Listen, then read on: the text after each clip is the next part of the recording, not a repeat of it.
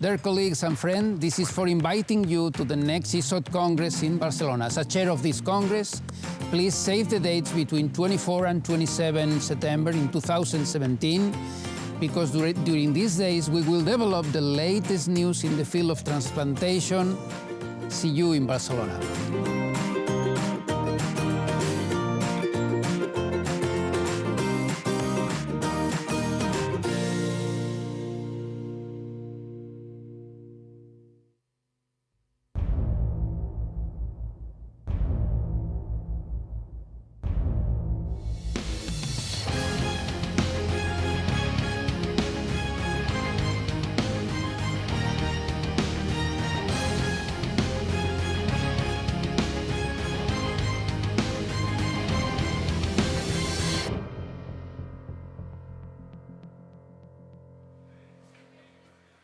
Hello and welcome here live from the auditorium of the CCIB in Barcelona. I'm very honored and proud that I can be your host of Transplant Live. My name is Gerrit Heiko, and for the next 5 days we'll be covering anything that's going on here in the auditorium, and in between we have exciting interviews and backstage stories right here from the Transplant Live studio. And who better to start with here in the studio than the current ESOT president, Thierry Berny from Geneva in Switzerland. I'm very honored to have you here. Thank you, Gerrit. Thank you. How are you doing, Thierry? How are you feeling? I'm doing okay. You know, these are the last minutes before the opening ceremony. At least the Congress has already started. We have the specialty update symposia this morning that were very well attended with exciting topics, novel formats. So I'm very happy about that, and I'm very excited to this opening ceremony. I went to the rehearsal this morning. It looks like it's going to be something different and interesting. It's going to be a big bang, I think. So definitely stay tuned if you just joined us, because we're going to broadcast that live here at Transplant Live as well. Now, as a president in a conference like this, where this global community of transplant professionals comes physically together, what do these days mean for you? But you know, the Congress, first, we are a society in which our Congress takes place every other year. It's a biennial Congress, and if you wish, it's the flagship of our society. So these are exciting moments, and it's really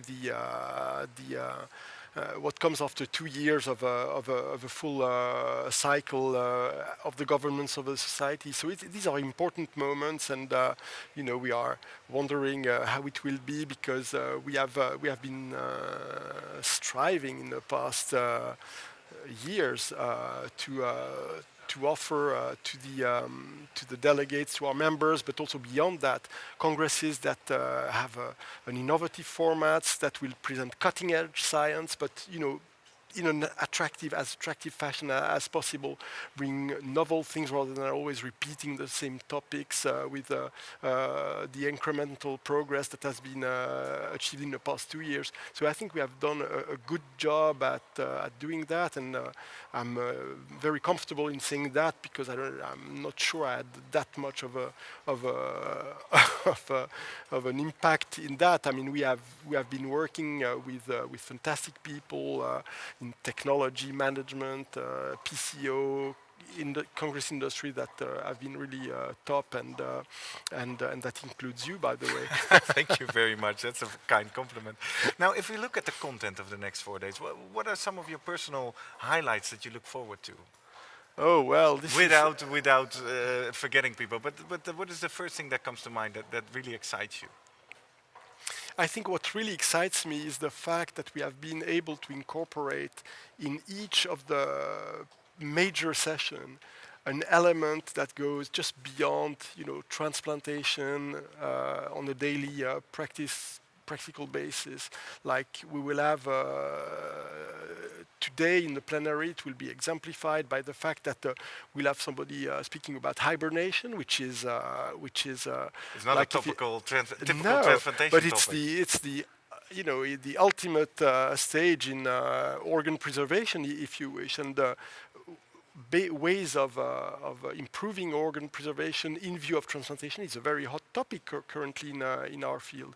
We'll have somebody, Gerald Brandaher from Baltimore, talking to us about the journey, what kind of a journey transplantation has been in the past 50 years, and then this will lead on to maybe I should not well, we'll have a trailer in a minute, but yeah, definitely. So the key is you take inspiration from outside of the specific Absolutely. transplantation field, and that what makes the content here exciting.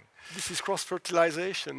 We need to reach out not only, we used to think when we were transplant surgeons that reaching out to nephrologists or diabetologists or hepatologists was really cool and, showing how open-minded we were, but we have to go further and beyond that. Even outside of the medical profession. Well, exactly. Exciting. And you've been the ESOT president for the last 2 years. In the General Assembly on Tuesday, you're handing over to the next one. I will go on vacation. You will go on vacation, finally. If you look back at these last 2 years, is there anything that you're particularly proud of?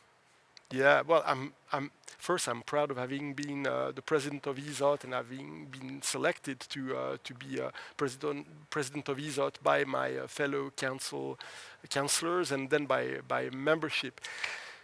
Talking about my legacy, I don't see it as my personal legacy. This is the legacy of a team. What have been the achievements in these 2 years? I think that the major achievement is we are finally putting together a very comprehensive online educational program to which people who are starting their career in transplantation, but also some people who have been in the field for a long time could have some refreshers, and that will be, novel. They will be able to gain accreditation for that, and this is nicely building up, and we have this program is it's a reality. It's happening. It has been really our priority in the past 4 or 5 years, and it has been difficult to lift from the starting point. We had a lag phase, and we are now in the log phase, and it's progressing extremely nicely. So I'm very excited about that to see how it will populate. And this is something that is meant to evolve as time goes by. There will be always new topics, new subjects, new contents that will be offered to our members. Wow. Well, we'll soon learn more about that, even in this little pre-show here in the Transplant Live studio. So stay tuned if you're interested into the ESOT e-learning platform. Thierry, thank you very much for welcoming our online viewers here as a first guest in the Transplant Live studio. We'll see more of you as you'll be back later to also chat with some of the key speakers on stage. Thank you very much. But to you who are watching this Congress from all over the world, I want to say to you, welcome to Barcelona. Enjoy the Congress. It's going to be wonderful. It will be cutting edge. It will be unlike anything you have ever seen before. So welcome to ESOT 2017, and thank you, Gary. Wow, thank you very much, Thierry. That's a great message. Yes, definitely. Congratulations. Now, if you're just joining us, maybe you're watching us live from Facebook, you should be aware that this is just a teaser outside the auditorium. If you really want to stay with us throughout the big session and also throughout the rest of the days, you should sign up via the link in the description of this post, www.transplantlive.org, and that's where you can stay tuned. Thierry also just mentioned that you can now within ESOT participate in online education and get your CME credits. Well, that's actually the case for the online sessions we're streaming here from the Congress as well. So click around on the website. If you click on the header of the page where you're watching, you come to a page where you find all the details about access to the online accreditation. So check that out over the next 2 days. And obviously, we would love to hear who you are and where you're watching us from. So take the opportunity to either in the comments on Facebook or in the chat module on the right side of your screen, or perhaps on social media using #TransplantLive, quickly snap a picture of where you are in the world, show us where you're watching us from, and let's have a true live interactive platform going on, because this is live. In about a few minutes, we're going inside of the platform. These hallways around me are now still quite quiet, as you can see, but in the next 20 minutes they will fill up with about over 3,000 people getting ready for the opening plenary and some exciting keynotes. So if you want to know what's up next, have a look at this trailer of the opening session.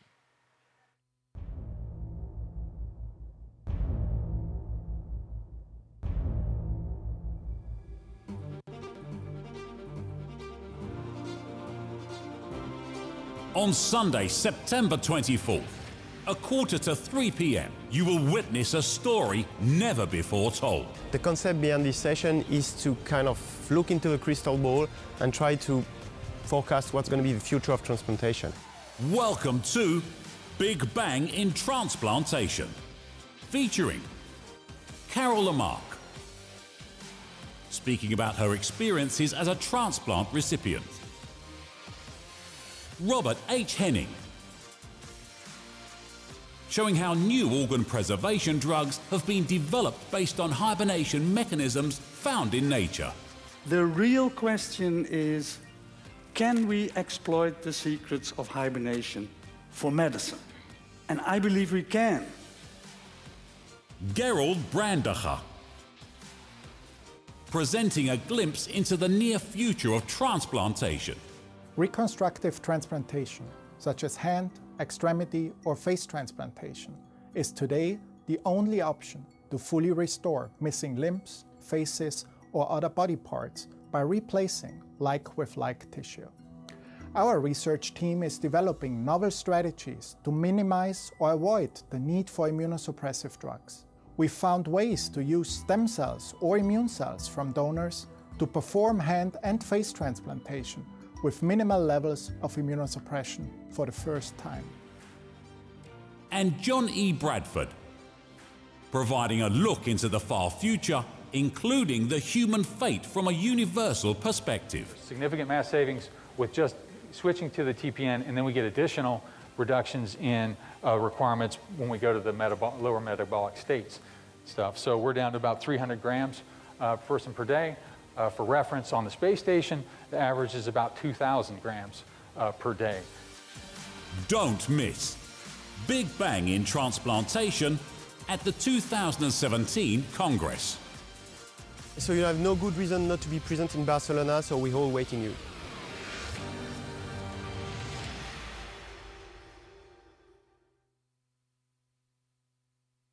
In about, where are we on the clock? In about 20 minutes when we hit into the auditorium. So a lot of excitement is coming up. Stay tuned and stay with us. Right now, as Jerry mentioned, the Congress already started earlier this morning. So I'm joined by two young fellas who participated in the Young Professionals in Transplantation workshop. And there's also some other stuff I want to chat with you about. I'm joined by Zishan Akhtar, you're from Oxford in the United Kingdom, and Thomas Resch, you're from Innsbruck in Austria. You're here as representative of the YPT. Imagine some of our viewers who've never heard about that. What is the YPT network? Well, the YPT network was established for approximately 4 years ago to represent the views of young people in transplantation, so young professionals really, so surgeons, physicians, nurses, who are in the sort of beginning parts of their career really, and trying to support them as much as possible, to introduce them into the transplant community and to give them some opportunity to showcase some of their research, some of their work, but also an opportunity to do some networking and get to know some other people in transplantation. And why was it important to get these younger guys together? Wasn't that happening naturally?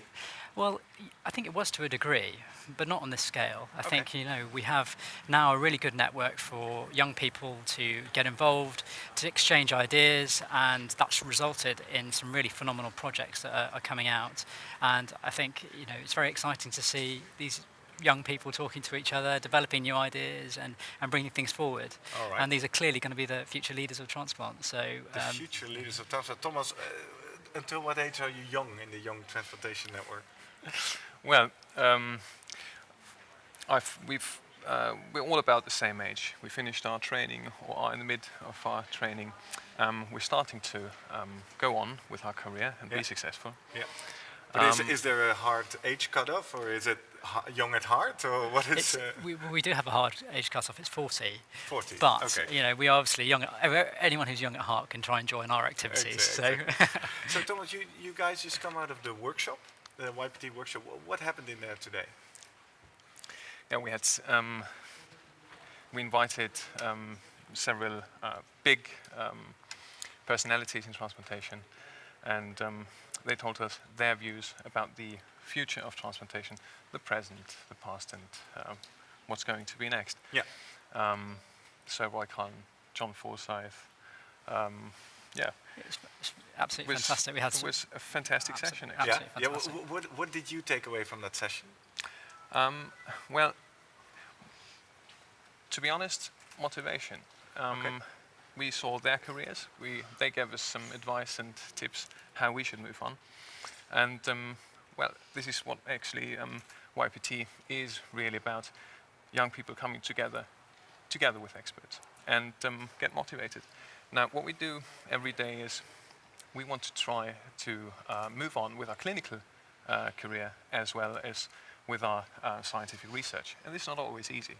So what we do is we find other people who just think the same as we do, and stimulate each other, motivate each other, and this is exactly what happened here. What happened today? Yeah. So you don't. At least you acknowledge that you're not the only one balancing all these tasks and challenges on your shoulders.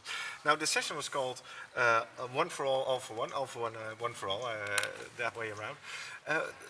Why is that important? How can younger transplant professionals support each other in this, besides inspiring each other or being in the same position? Well, it's a very good question. I mean, it was basically, we're all people, professionals in transplantation, whether you're a nurse, whether you're a physician, whether you're a surgeon, whatever your background is, we were trying to galvanize everyone together. And what's very interesting from some of the discussions that we had this morning was how it appears that some of the issues that people face in their careers are actually universal throughout whatever subspecialty of transplant that you're in.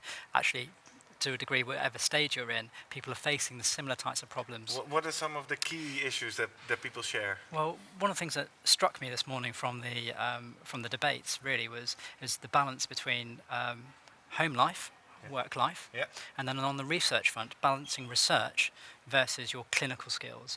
And those are two areas, broad areas, where it strikes me that there's a lot of discussion and people are really battling with those discussions at home and at work and deciding where the balance lies for them. And that's why such a forum is very helpful to bring those issues to the forefront and to discuss them. Thomas, do you recognize that in your own life? Is it all the work balance, clinical research, and what is your tip for people? What is your personal way to deal with that? Well, we discussed it a lot in the session today, and the conclusion was actually we always think we have to take one step ahead, and we have to do it now, and we have to do all these steps right now. We came to the conclusion: just focus on one step, and then take the other. And we've got the time. Does that mean a little bit less ambitious, or not everything is urgent, or not at all? Not at all less ambitious. Okay. And it's all urgent. But we need to be not ambitious, and it's all urgent. Yeah. We need to stay focused and keep up, balance it with private life, science, clinics, and that was the conclusion of the key takeaway. Now, somehow, with all these balls up in the air, you guys also managed to take on another task. Because another thing I want to talk with you about, I saw behind your names, it's listed that you're in the App Game Task Force. I think we should take this step by step. Some of our viewers at home might not even know that this is almost 100% digital congress. There's the ESOT app, which offers... What can we find in the app? Well, that's actually... lots to talk about from the app perspective. It's very interactive. You can play games. You can do some. There's surveys to complete, and of course you've got the live version of what's going on. From the gaming perspective, what we've done is we've tried to create a game, which is a quiz, if you like, that people can complete and test their knowledge against other people and against themselves, of course. And questions will be released, and they can try and answer them best they can. And some of the questions will be related to some of the talks that are happening. So if you see a keynote speaker, it could be that there's some questions going to come out from that. And these questions keep going live throughout Congress. There's new questions every day? Yes, so there's questions released every day that people will be looking at, and they'll range from a variety of things, from the history of transplant through to cutting edge research, what's going on, and it's really stimulating. Exciting. Now Thomas, in the task force, what happened? The questions are only sort of a warming up part. Okay. But now it's getting really interesting. Further points you can only acquire, and further credits, by getting in contact with other people. You can exchange business cards. In the app? In the app. You get points for making an appointment with the author of a poster, of an e-poster, and discuss the project with them. So there's more than 3,000 people coming to this Congress here, and the Congress can only be a success if people communicate with each other as much as possible, instead of being there on their own. And the ESOT game should be just a fun way to spice this up and to encourage people to connect and get points for it and maybe be the winner in the end. Exactly. Are the first questions live already? If people go into the ESOT app, can they find the first? Can they get started on the leaderboard? You should open the app right now and start. Yeah, because let me take a little bridge on that. What's new this year is that you as an online delegate can also actually get access to the ESOT app. This is a so-called online delegate registration. If you click on the website, click on the header of Transplant Live, and you'll find the page with all the details. And you will not only get access to the app, which gives you an overview of all the abstracts, all the e-posters, all the delegates here on site, which you can then virtually connect with, but it will also give you the opportunity to actually collect some CME credits for your online participation. So if you haven't done so, that's definitely something to check out. Now finally, Zishan, right after Congress, you're about to become the new president of the YPT. You already the chair. Sorry, it's called a chair. Yeah, it's a committee. Now, you already referenced that some big projects coming up. Yeah. Can you highlight, what is a project you would like to highlight? So one of the things that we would ask, actually, answering a question for people at home to help us with is we have an online survey at the moment through the ESOT app, and that will try and dictate exactly what we do. But in general, what we're interested in trying to do is support young people who want to be innovative in technology and entrepreneurship, and trying to see how we can best support people who are developing apps, getting to coding, doing charity work, maybe even documentaries, and how we can best try and support those people to conduct some things outside of just clinical practice and research, essentially. So first thing you need is, if you're under 40 and you're watching, absolutely, they need to fill out the survey. Yeah, and now for those who haven't converted to the app, is there another place on the web they can find the survey? I'm not sure, actually. I don't think so. Look up Zishan Akhtar on LinkedIn and send you a message. Yeah, send me a message and I'll send you a survey. Or tweet at us, right? Yeah. If you have access to social media, Instagram, Twitter, #TransferLive, and we'll pick it up. Or give us a shout out in the chat right now in Transplant Live. All right, guys, thank you very much. We're about 10 minutes before the big session in here is going to start. So I'm going to let you go and wish you a great conference. Thank you. By the way, we see both of you back here as interviewers with some of our delegates or speakers here as well. Lovely. Enjoy the Congress. Thank you. With that, I'm going to transition to an exciting new innovation. Not only the app has totally been renewed, but as Thierry Bernier already mentioned in his opening welcome address here in the Transplant Live studio, the ESOT online education platform is about to be launched here at Congress. So let's have a look at what that actually is. It is my huge pleasure to welcome you to this, the ESOT educational platform. This is going to be so different to anything you have experienced in terms of education on a digital platform before. And on behalf of all the contributors, I would like to welcome you to this long module within the educational platform. I'm happy to welcome you to the heart transplant module of the ESOT education platform. Welcome to the liver transplantation section of the ESOT education platform. So we are very confident you will enjoy this journey through lung transplantation. We are particularly proud of the multidisciplinary content of this module. There should be something here for everyone. We have hopefully designed something that's different. We have Congress highlights, we have Transplant Live, we have didactic lectures in a TED-style talk.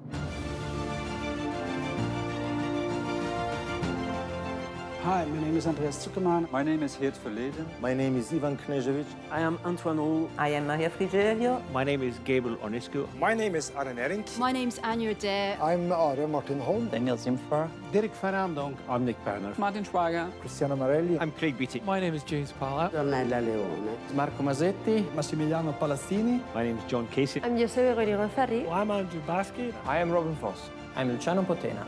We hope that you will like it. We think you will find it different. Please join us.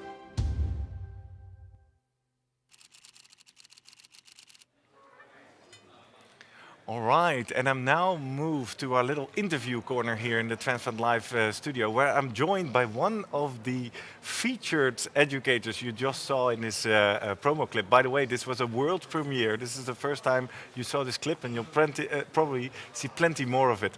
Anya Adair, here from Edinburgh in the UK. You're one of the pioneers in creating the content for this online platform. For people who've not visited the URL esottransplantlive.org, what is it? What will they find there? It's a new kind of exciting way to learn about transplantation. So it's for people who are training all kinds of health professionals involved in transplantation, and it's for those who are already established in transplantation to keep up to date. Things are changing with learning, and people don't have time to go to meetings, don't have time to read the books, and this is a way for them to do it as they're working and to keep up to date with new progress. Yeah, because we hear you say in the promo there should be something here for everybody. Absolutely. Yeah. The content is organized per organ at this moment. You were heavily involved in the liver course. That's right. What kind of topics, just to make it a little bit more hands-on, what kind of topics were covered there? So if you go back to the liver, it was topics involved both in terms of surgical, in terms of physicians, in terms of organ retrieval. It's lectures to keep up to date, but it's also didactic, so questions that you just don't know until you've actually been in there. So which organ would you accept? Why would this patient get an organ and why wouldn't? All these things that you pick up as you go along, but no one actually tells you. Exactly. And so this is the content. And how about the format? We see some screenshots in this promo, but what happens if I go to this site? So if you go to the site, you will have lectures on specific topics, for example, immunosuppression, which should be applicable to hepatologists, applicable to surgeons. You will have talking your way through a liver transplant, and again, every little step that you just don't know about until you've been there. You'll have consent and ethical issues that are, again, applicable to everyone. And then you're going to have a set up as an assessment meeting. So would you give this patient a liver, and if so, why, and if so, not? An offer of an organ. Why is this organ acceptable for this patient but not for the other? There'll also be reading, so up-to-date articles that would go along with this, and then we'll combine it with Congress highlights from past Congresses and this Congresses in order to keep things up to date for the participants. Yeah, it's basically a massive library of online content, and you can either just browse, or you can go through structured courses where you kind of go in a linear way, in a more traditional lecture way. Now, maybe for those colleagues of us who might be interested or might be asked in the future to contribute to this platform, you've been heavily involved in producing some of the content. What happens? What was your experience? It was quite daunting, to be honest, at the very beginning, but actually very exciting as you saw that you've got people involved. So it brings transplant professionals together, which is fantastic, and it builds on people's strengths. So you take strengths from all over the transplant community in Europe. And it involves setting up a program that you think is important for people, what people would like to know about, and then getting that group of people together in a structured way with, of course, your help. Well, yeah, we had a small role in that, but yeah, it's really it was an interesting process to get all these people together. Yeah. In terms of the future of this platform, where do you envision this might go? So initially what we want to do is have a platform to cover all topics in transplantation. At the moment we have now filmed 2, we've got another 2 filming at the end of this year and another 2 in process of organising that. And once we've done that, what we need to do is keep it up to date. So as I said, what we're doing is adding in Congress highlights and up-to-date journals, and that will be continually renewed and refreshed. And then when that goes out to the public, we'll obviously get their feedback as well. Yeah, yeah. And have you already been kind of using this content inside your own organization with your PhDs? Or I can imagine you kind of say, hey guys, this is what we do, but also have a look at how does it go? We've actually said this is what we're in the process of doing. We actually haven't put it out to anyone because we were aping for this to come out here first. It's being launched here at Congress, right? So not quite ready, but yes, we've let people know about it. And obviously, distance learning is where education is going now, and so people are very interested. This is where all new learning in surgery and in medicine is moving. Exactly. Well, and ESOT is ready for the educational future, I guess. Well, it is. Thanks for elaborating, Anya. You're very welcome. Just as a personal experience, you also traveled to Barcelona. You traveled to this Congress. What is your role these days? What are you going to do? in this Congress specifically. Hopefully I'm going to meet up with old and new friends. I'm going to learn a little bit more. I'm practicing as a transplant surgeon in Edinburgh. What I want to do is bring back more information, learn about it. I've supervised some of our trainees who have got presentations and posters, and I'm here to support them as well. Okay, cool. And any specific highlights you're looking forward to? Any things that you marked already on the program, or you haven't gone this? Too many to even tell you about. Yeah, I'm going to be rushing from one room to the next. Yeah, well, exciting. Well, thank you very much for sharing that experience. You're welcome. And have a good time here in Barcelona. Thank you very much. Thank you. Well, and I guess that's a pity. If you're joining us online, you can't be here in Barcelona. You miss out on the beautiful weather, on the sun, on the vibe that you see here behind me of all the people getting physically together. However, you don't miss out, because I just went to the scientific program committee and asked them, why should you actually be happy about joining online? Hi, my name is Gerrit Heikoop and I'm here in Barcelona preparing for the ESOT 2017 Congress. Now, if you're one of the unfortunate ones who cannot make it personally to Barcelona, ESOT is offering you a great alternative, Transplant Live. Now, I went through the scientific program committee of ESOT and asked them why you should actually make time in your agenda to join us live online. Because of the quality of the material, of course. I think watching online is at least the second best to still get the best of ESOT. I think it's a nice solution for you to get the last information on the hot topics. You will see in a brief period of time some excellent presentations which will summarise some of the really cutting-edge aspects of transplantation. Looking at live on TV is always better than getting a second-hand idea what was going on. So, what are you waiting for? Register now at transplantlive.org and join us in September here in Barcelona from anywhere in the world. Looking forward to see you online.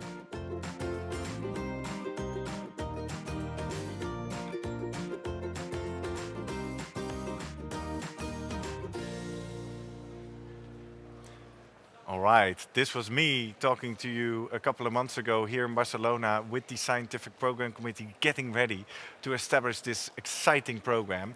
And this exciting program is about to start.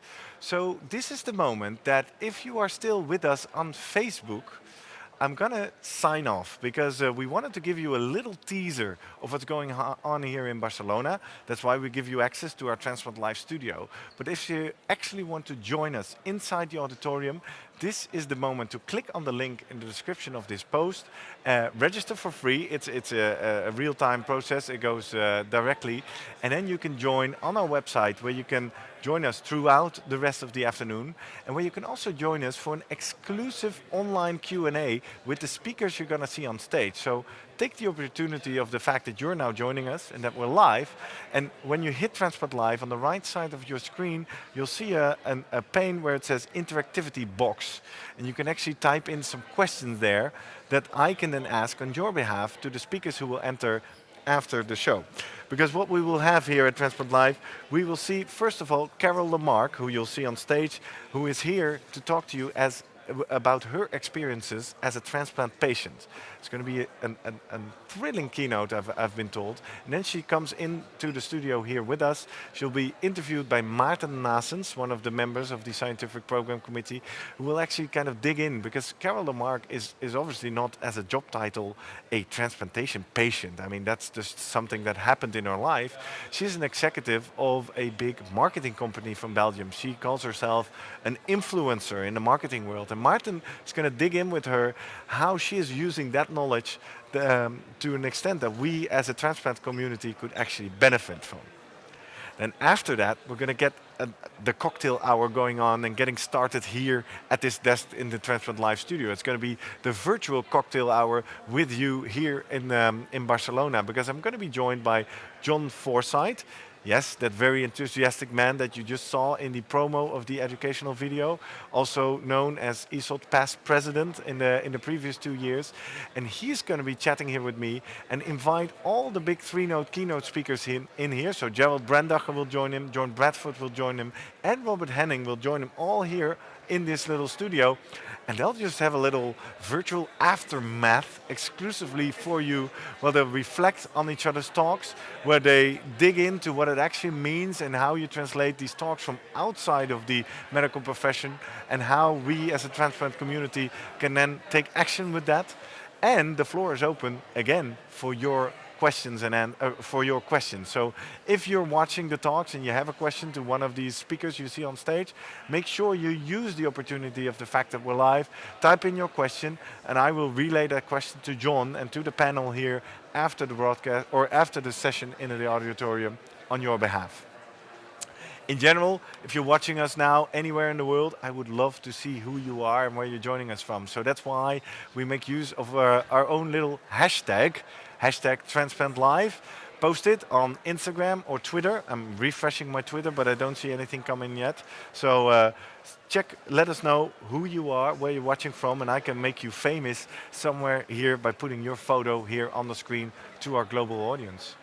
By the way, you must have noticed that during the course of Transplant Live this year, we've introduced the concept of the viewing parties. Maybe you've noticed some of that in the emails you have received recently. What we mean with that is actually a pretty simple concept. You're now watching this broadcast, maybe on your mobile, maybe on your laptop, maybe anywhere, I don't know. But why not gather a few colleagues, book the meeting room, or maybe just in the coffee room right there next to the surgery theater, and put this laptop on the table and join us together with your colleagues. It would be fun if you drop us a note, let us know where you're doing that, because on our website, if you click in the menu item on viewing party, you will see that we have a little map of all the places in the world where people huddle together to watch Transplant Live. And currently, we have already quite some exciting destinations who join us. We have mainly a lot of people in Asia. We have people in Bangladesh. We have people in Singapore. We have 6 different hubs in China who will join us live on Tuesday and who we actually establish a one-on-one connection with. So we'll actually be able to get a live video feed from the hubs in China and show what it's like with them over there. And tomorrow we'll be joined by a hub in Dubai. And it's going to be fun because we'll have Dr. Farhad Fahani here with me in the studio and his colleagues back in Dubai. So we'll have a back and forth, and we're actually going to try to establish that the colleagues in Dubai will be able to interview one of the speakers that has just been on stage together with Farhad here in the studio. Quite exciting high-tech solution that we're trying out this year, because that's what ESOT is doing, right? They're trying to push the boundaries of innovation in a Congress more and more every year. So this Transplant Live broadcast is one of the innovations that they've pushed. The viewing parties and the live connections with all these locations all over the world is one of the innovations that they are pushing. But also the fact that you can now register for an online delegate registration and actually get access to your own CME credits for being able to join us online. So if you're interested in that, why not make use most of your time by registering as an online delegate and making sure that you can claim the credits so you have double the value. Another thing that's very innovative is the ESOT app. As I already mentioned in my talk with Zishan just now, this is almost 100% virtual Congress where you can get access to the abstracts, you can get access to the e-posters, you can get access to all the delegates here on site, and you can participate in the app game. Throughout the Transplant Live broadcast, I'll be able to show you some of these app game questions here in the broadcast, and we can then participate, you as an online delegate with us, and we can try out your expert knowledge about the field of transplantation, and obviously your knowledge level will increase a lot during the course of the next 3 days. By now, it's about 7 minutes after the official starting time, but you know how these things goes in large conferences. I still see lots of people walking in behind me, as you can see. So the room is filling up quickly. We have over 3,000 participants here in Barcelona.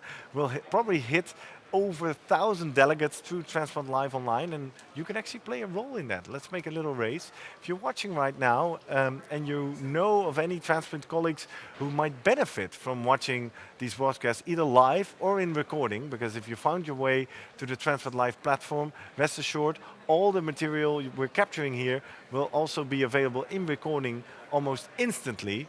And also a lot of additional sessions that we'll capture here throughout Congress will be made available on this website. So make sure you share the news about this, forward this page to your colleagues. There's a big button on many of the pages that says invite your peers. Very simple, just copy paste the email addresses of your colleagues in there, or just send the link to this page through your department, and make sure that as many transplant professionals in the world get known to this platform. Let me quickly check whether there's some of you already responding to all this news over here. I put a little opening survey here on the page. I see some of you have filled that out already, so I'm going to dig into the results right after that. I'm checking the hashtag Transplant Live on my computer, and there's a new tweet. So let's see who's joining me. Well, it's our own tweet, so that's us, kind of a feedback loop, looking at our own Twitter feed. And let's see if we see any comments from the Facebook viewers going on. Well, I'll check that while the broadcast has started. So with that, I don't know if we can see, have a glance into the room, look at the stage design. There's a great stage design. I invite you to get ready and be on, because you're in for a treat. It's going to be one of the most spectacular openings that you've ever seen in a Congress here at ESOT. I've seen some of the rehearsals, just like Thierry Berny, the ESOT president, just mentioned.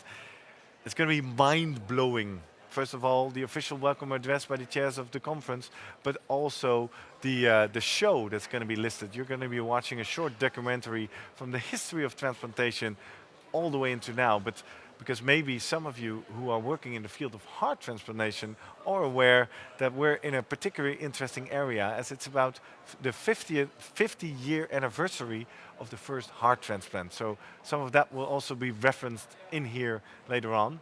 And then we'll get our keynote speakers that we just already mentioned. We'll get Carol Lamarck talking about her experiences as a transplant patient.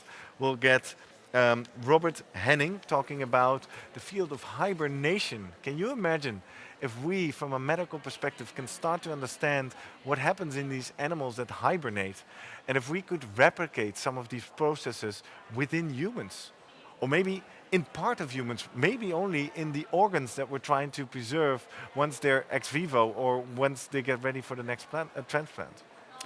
Can you imagine what happens if we could really understand what happens to our bodies if we travel to Mars? If you just tuned in, I really urge you to stay on for the next few hours, because one of the last keynote, no, not one of the last keynote speaker that you're going to see in the auditorium is John Bradford, and he actually is with NASA. He's working on the space program to Mars, and you can imagine that they are working really hard to understand everything about the physiology of the human body, to understand what you need to do to put a body this long in a space without oxygen, without gravity. We really need to understand what's happening inside of our body in these kind of conditions. And you can imagine that it would really push forward the field of transplantation if we get that much better understanding of physiology, of the human body, of our organs in these extreme conditions, because it might actually help us to improve our organs in the extreme conditions that we put them in, right, as transplant professionals. So that is what's coming up soon.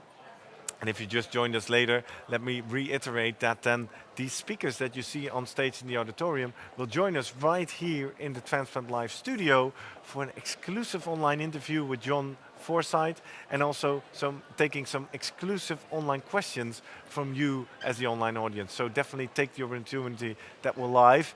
And if you're watching all of this in recording, then make sure you use this valuable material to share within your department and within your colleagues, so as many transplant professionals in the world can benefit from that. Well, with that, I think we're about to start in the room. I'm no longer going to bother you with repeating what's coming up. I think we're going to switch into the room and just wait for the stage to be opening. It's a time for you to take a last cup of coffee, take a last bathroom break. Stay tuned and you'll see what happens as soon as we start on stage. Dear colleagues and friends, this is for inviting you to the next ESOT Congress in Barcelona. As a chair of this Congress, please save the dates between 24 and 27 September in 2017, because during these days we will develop the latest news in the field of transplantation. See you in Barcelona.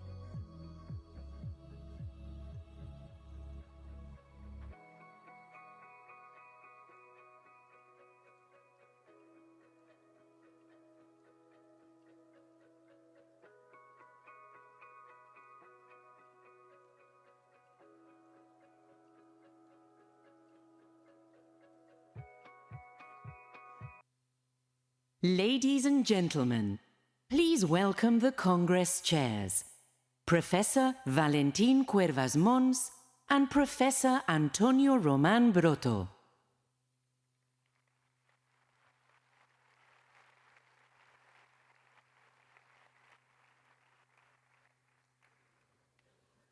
Hello, Valentin. Bienvenidos. Benvinguts. Welcome. Look, Antonio, it's so easy nowadays to find everything you need on a tablet. In our case, even more.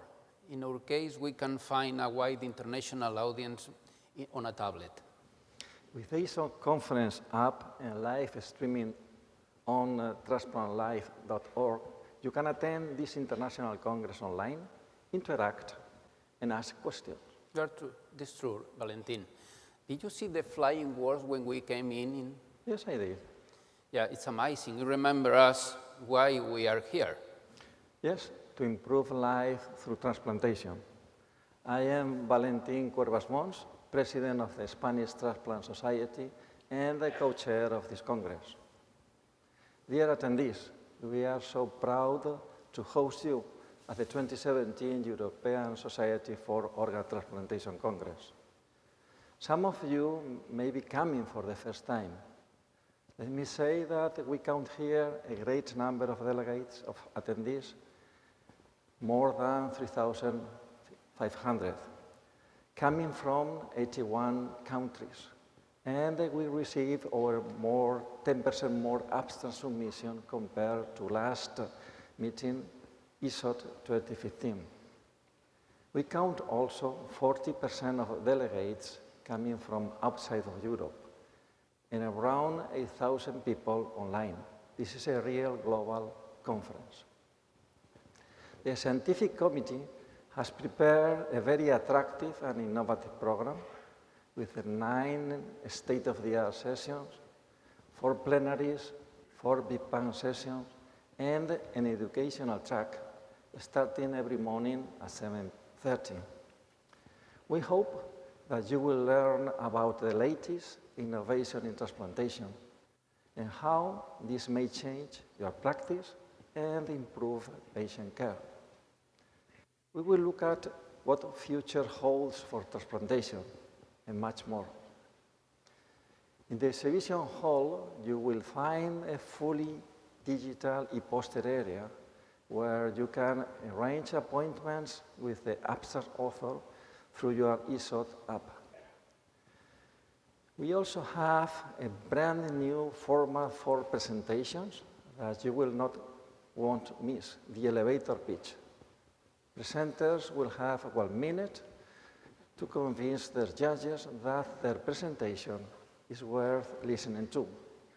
And if they are successful, they will present to the audience for longer. The Congress will close on Wednesday with a session on leadership with a fantastic keynote speaker. Thank you, Valentin. I am Antonio Roman. I am the president of the Catalan Transplantation Society, and it's my honor to co-chair this Congress.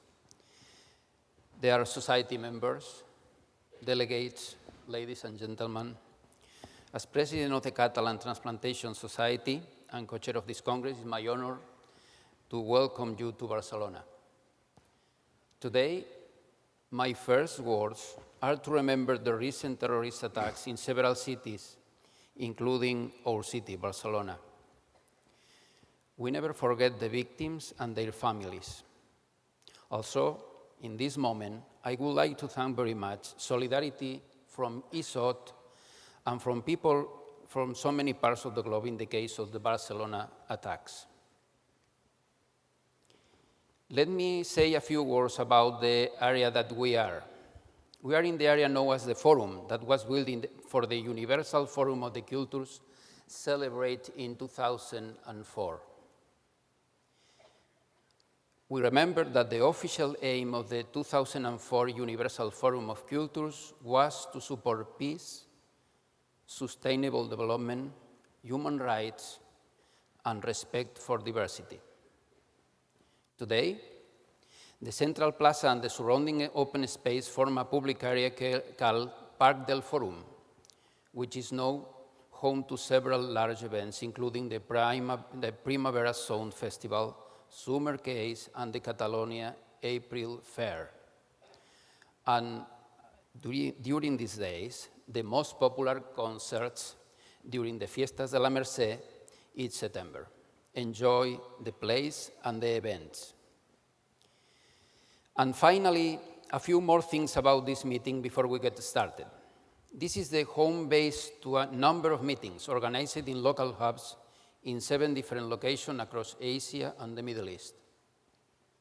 Sessions from this meeting will be transmitted live and moderated by the local host. A two-way connection with active participation has been made possible, making ESOT 2017 a truly global event.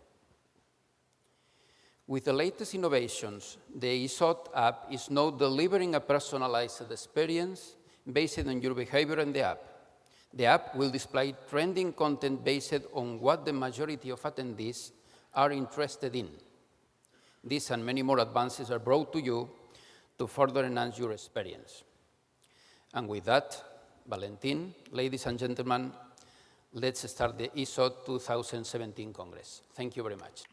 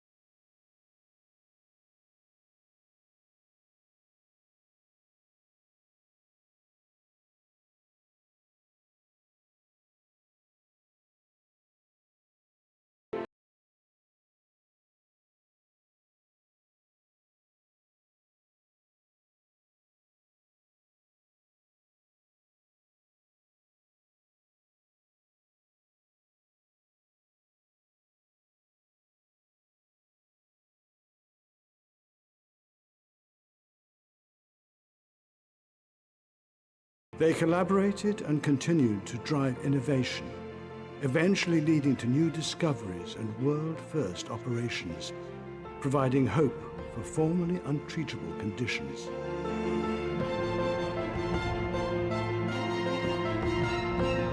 In 1952, for unclear reasons, a young guy named Marius Bernard fell from a roof, and he was transported to Necker Hospital, and he was given the kidney of his mother, which at that time was really something extraordinary.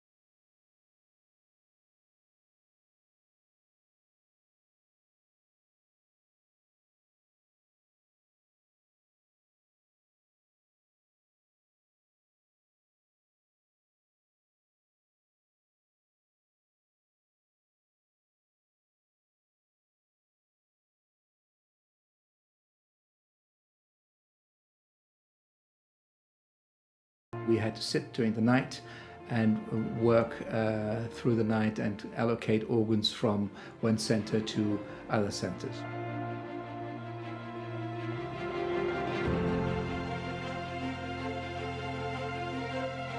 My mentor and boss was Roy Kahn, who of course was one of the pioneers of transplantation. Looking back on it, he taught me a lot, not just about how to do it, because I think you can learn that from lots of people, but how to approach the whole issue of trying to do something which has not been done before. Transplant programs, transplant organizations and transplant centers were founded, enabling knowledge distribution and widespread application of transplantation, saving many thousands of lives. I worked with Peter Morris, who of course is another really big name in transplantation, and he taught me other things about how to manage, how to develop a scientific area, how to manage a transplant program. And again, he quietly taught me a great deal. It's a wonderful relationship, and one which continues to this day.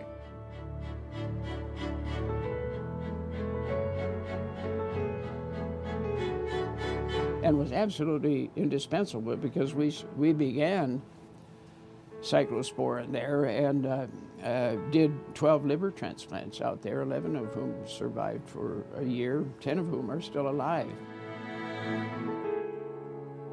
In my earlier period, when I was doing my higher degree in research, I was very much involved in looking at the way monoclonal antibodies might be useful in transplantation, particularly the antibody then known as Campath, now known as alemtuzumab, where I did quite a lot of work.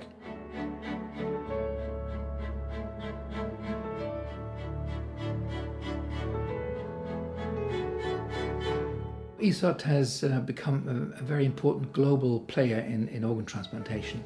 It is now a major forum for exchange of clinical experience, best practice, scientific innovation, and also education and training.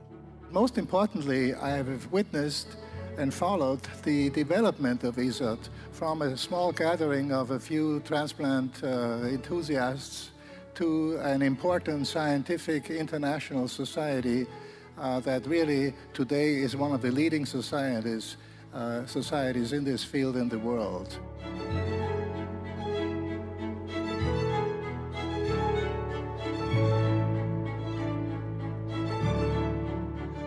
Dr. Belzer was a very exciting individual, originally a Dutchman who then went to San Francisco and finally ended up in Wisconsin. And he was one of the pioneers in organ transplantation, especially in preservation. And I was there and had this great opportunity to work with him on the UW solution, which then became one of the standard preservation solutions in the world.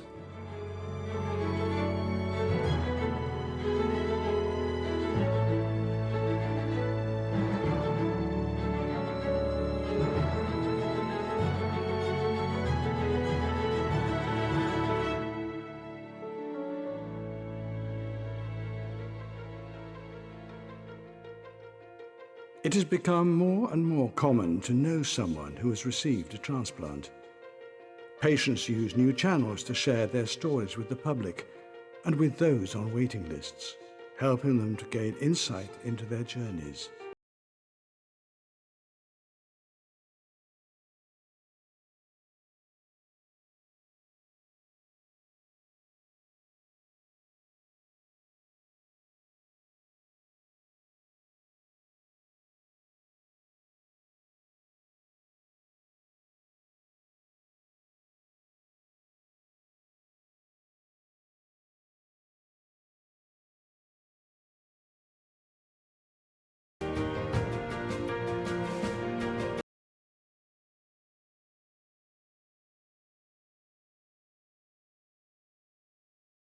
And she suggested to me, why can't you do a uterus transplantation? My mother could be the donor. This was a totally new concept to me, and I've never heard about it. I thought she was a little crazy, but I went back and thought about it and said, well, this may be something in this. I will start a research project to see if this is feasible or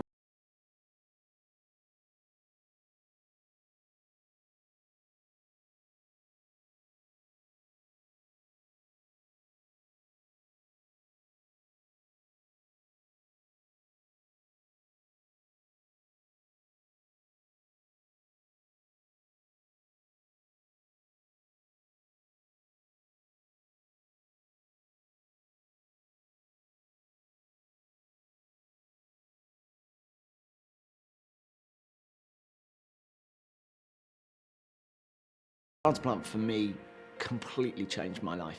I remember my husband coming downstairs and finding me in tears.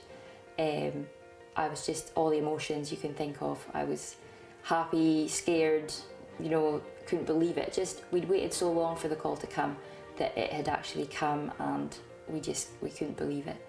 That moment when you turn right to theatre and your family turns left and you just don't know if you're going to see them again is just something that is very difficult to describe. I thought, you know, damn, I'm having a heart transplant. My life was over, and then Nick and the team, they told me that life could go on and I could get on with things. We know, of course, that we still have a persistent shortage of organ donors. There's many more patients waiting than we probably will ever have donors. And the number and the quality of the organ donors is changing. I had been advised that my transplant had come from an altruistic donor, which I didn't really understand at the time, which I now know to mean somebody that doesn't have another person to donate to. So somebody that has come forward and wants to donate to a stranger, which is something I don't think I'll ever quite get my head around.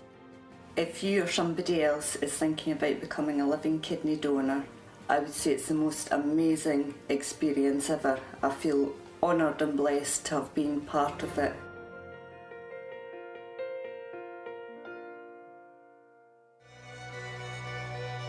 Organisations like ESOT provide forums to share and discuss cutting-edge discoveries and shape the future with displays of groundbreaking techniques and technologies.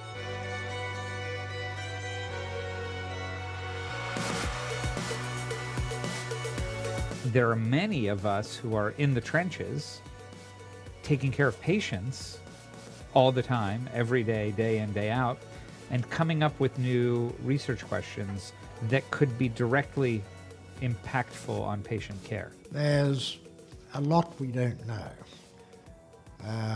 In fact, what we know is far less than what we don't know. We also have devices which we can, like machines, where we can perfuse organs once they are retrieved outside the body, either cold or warm, which allows us then to assess the quality, but we can also try and start to repair. In this respect, of course, some very interesting movements are there that we can now also perfuse organs warm. So it's much more physiological than in the past when it was cold.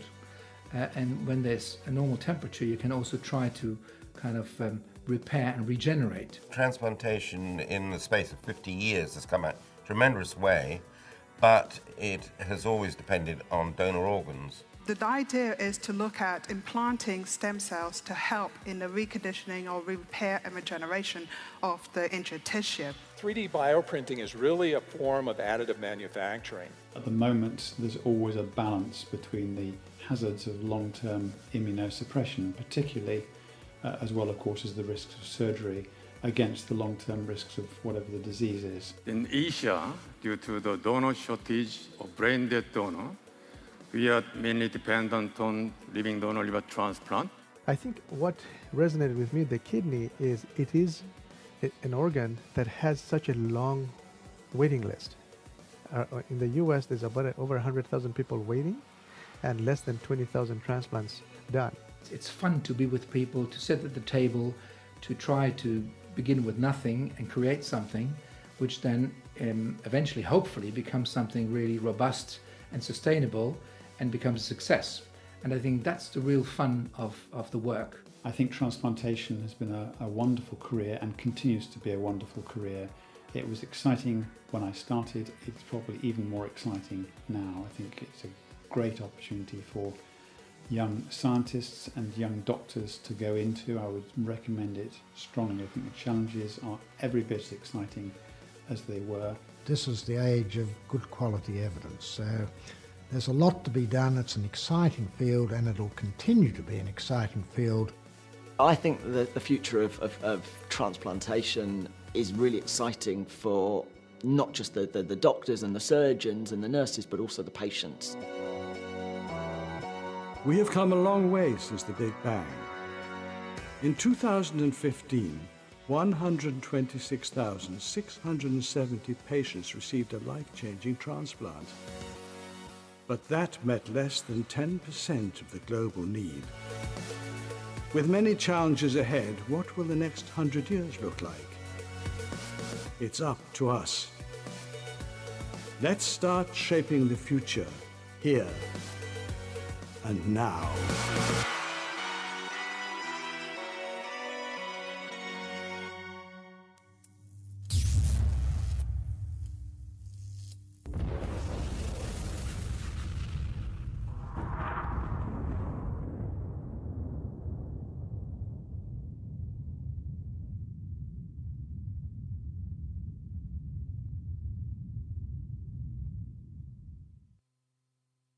Life.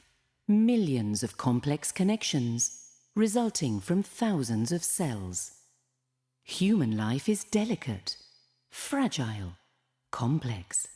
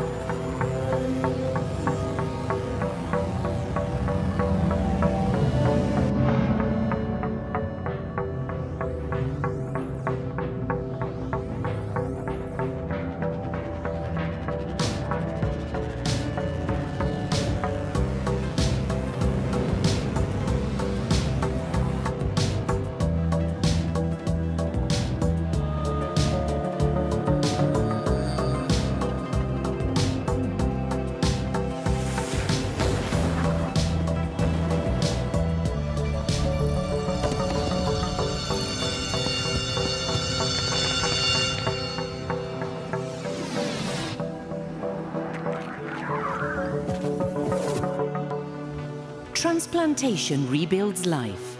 Welcome to ESOT 2017.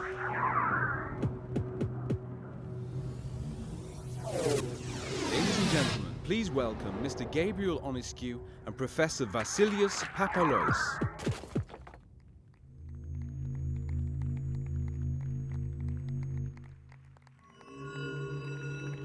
Ladies and gentlemen, welcome to Big Bang Barcelona. What a befitting starting to the Congress, reminding us why we do what we do, and more importantly, why we love what we do. Dear friends, it's my distinguished privilege to introduce to you Carole Lamarck. Carole is a most successful businesswoman from Belgium with a real passion about creative and strategic advertising. But beyond that, much beyond that, Carole has an absolutely fascinating real-life experience, and it is our true privilege that she will share this wonderful experience with us today. Carole, the stage is yours.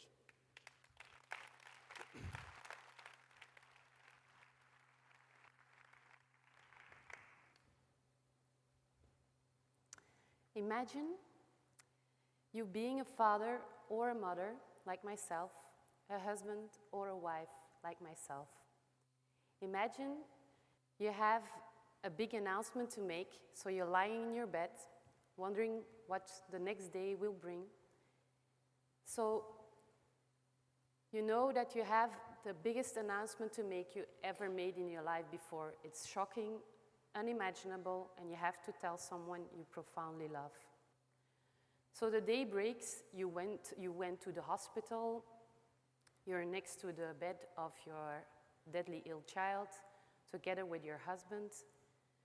And then, yeah, you're there, you're trying to cope with bringing the bad news, and finally you speak up. You say, love, you have been given a transplant.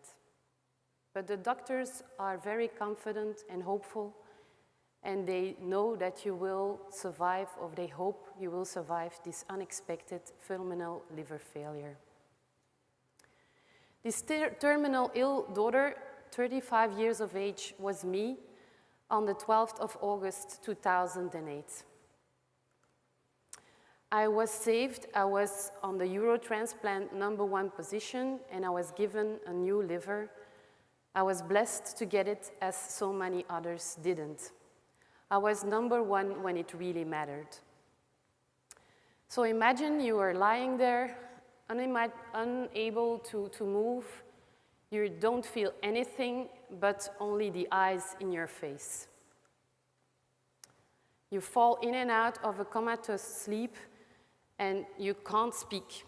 You can think. So you see how for your husband and for your mother, it must be very hard to tell this hard news. And you see the condition you're in, that it is life-threatening. You see the medical information surrounding you, producing bleeping sounds, making small reports. And you see dead people being moved in the distance, and you notice the fear on your mother's face, and you notice the fear on your own face.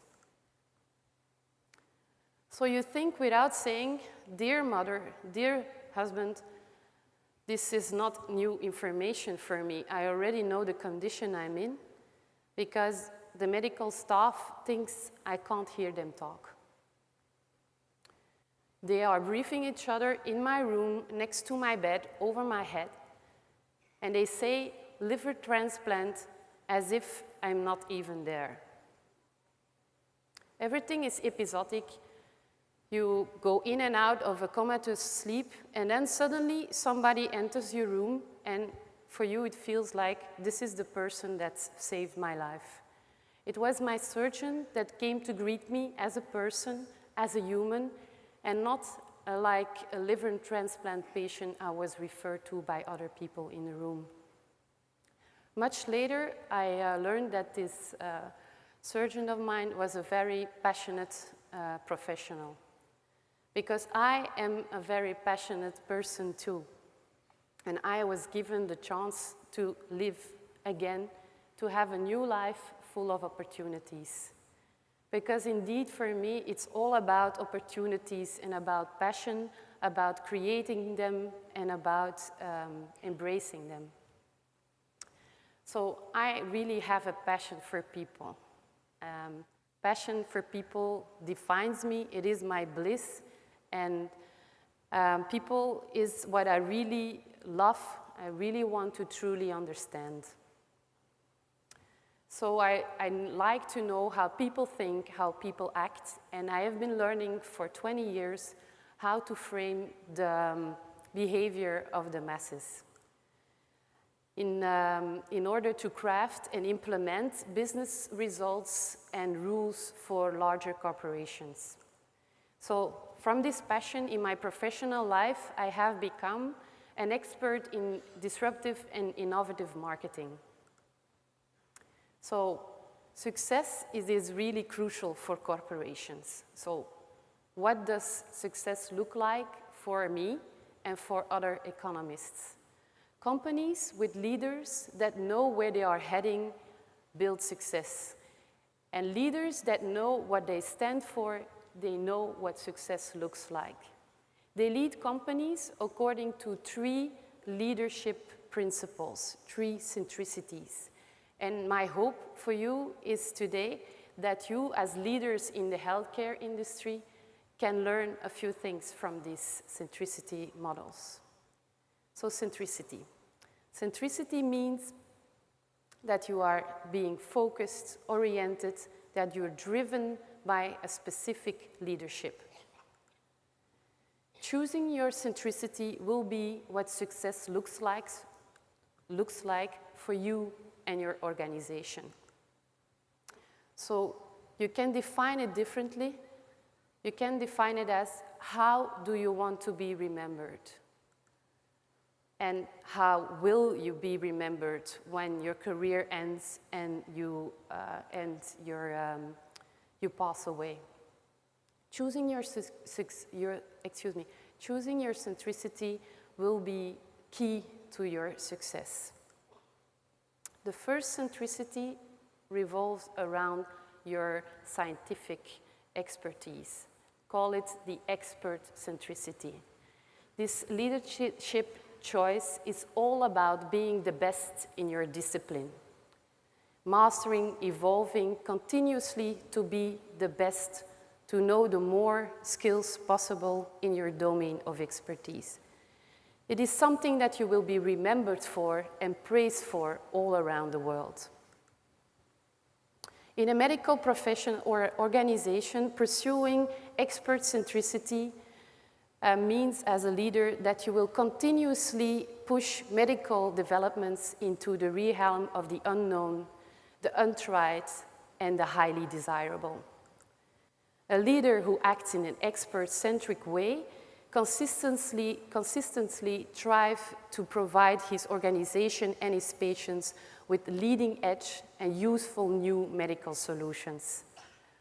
So, as you saw in the animation, my question is, will you be part of those pioneers, and will you be part of the liver transplant history? So you are, and you need to be, the best version of Elon Musk in your area of expertise. To achieve this, you need to be creative in your expertise. You need to be amongst the first to implement medical solutions and improvements. And you need to be relentless at leapfrogging the latest medical barriers in your domain. As you will hear during the several next keynotes today, who will elaborate on the next future and the race to Mars. So typically, if you are an expert leader, you will be very interested in all new medical trends, and you are aware about wearables, about the big data, about the health analytics, about the current innovations in this decade. But you're also aware about the artificial intelligence, augmented reality, even the hibernation, machine preservation for the next decade. So I hope, as a patient for our children, that somebody here in the room will be the next Elon Musk of their time. The second centricity revolves around costs, about healthcare expenses. Call it the cost centricity. Myself, I am very, very lucky to live in a country where medical expenses are covered by affordable and government-supported insurance schemes. Lucky me, as in other less accessible healthcare systems, I would probably have lost all my money trying to save my own life. No wonder that patients are looking into, to have to save money, are looking into other countries to find cheaper treatment. With life expectancy pushing or even exceeding 80 in developed countries and ballooning senior populations, rising healthcare costs are a huge issue for a lot of families and also for national economies. Several studies show that Americans consider healthcare expenses as their #1 concern. So where there is demand, there will be supply. There will be a market that will arise to serve those patients. In most European countries, it is fantastic to witness how the balance is achieved between the excellent expertise, the accessibility, the logistics, and the regulation, but that's far from true for all countries and continents. So it would be amazing if some here in the room are willing to lead the way to the democratization and the accessibility of treatment. It would be amazing if some here in the room would lead the way and aspire to transform the financial pain experienced by large groups of patients by lowering costs. I have been lucky, as I said, people with the same or similar diseases that I had, and that were born in a different place, surely experience a different outcome. This is why ESOT is so important. This is why I am thrilled to know that there are people here in the room coming from different countries and areas where the need to increase the accessibility to organ transplantation is still key. So, are you the better version, even if he is controversial now and then, the better version of Michael O'Leary? Are you the Michael O'Leary who democratizes the airline industry? Can you do it for your domain? To achieve this, to be a cost-centric leader, you need to deliver an unmatched combination between quality and price, and your proposition to patients is one that guarantees the treatment at a low cost and a hassle-free treatment. To be a cost-centric leader, it's not to be an expert innovator, nor do you cultivate a deeper understanding of the human factors behind being a patient. But to be a cost-centric leader, you need to execute extraordinarily well in a high-volume setting with many, many patients a week. So I hope some here in the room feel they are the Michael O'Leary of their time, and they want to democratize the experience they have for an even bigger mass of patients. So this would be amazing if you can also maximize the effort to balance the efforts between excellent expertise, accessibility, logistics, and regulations. The third centricity revolves around the human, around people, around the patient like myself. And my hope, of course, is that you remember especially this one during the rest of the conference and even during the days and years to come. So what is patient centricity? Patient centricity consists of the capacity to clearly understand the very nature of patient suffering. It is that ability to stand strong and to know that I, as a patient, I play an active role in this suffering. I am still there. I am alive. But that's not enough, actually, because being customer and patient-centric means that you actually aspire to transform the suffering of patients, to transform and overcome suffering, both physical and the resulting mental suffering. So I ask, are you prepared to engage in activities that transform suffering? So I understand that it must be very hard to work with dying people. And I know that it must be very hard and you need to protect yourself from bringing the stories home with you. I have experienced it firsthand because I was that dying patient. And I saw clearly that any attachment to the outcome could deeply distort your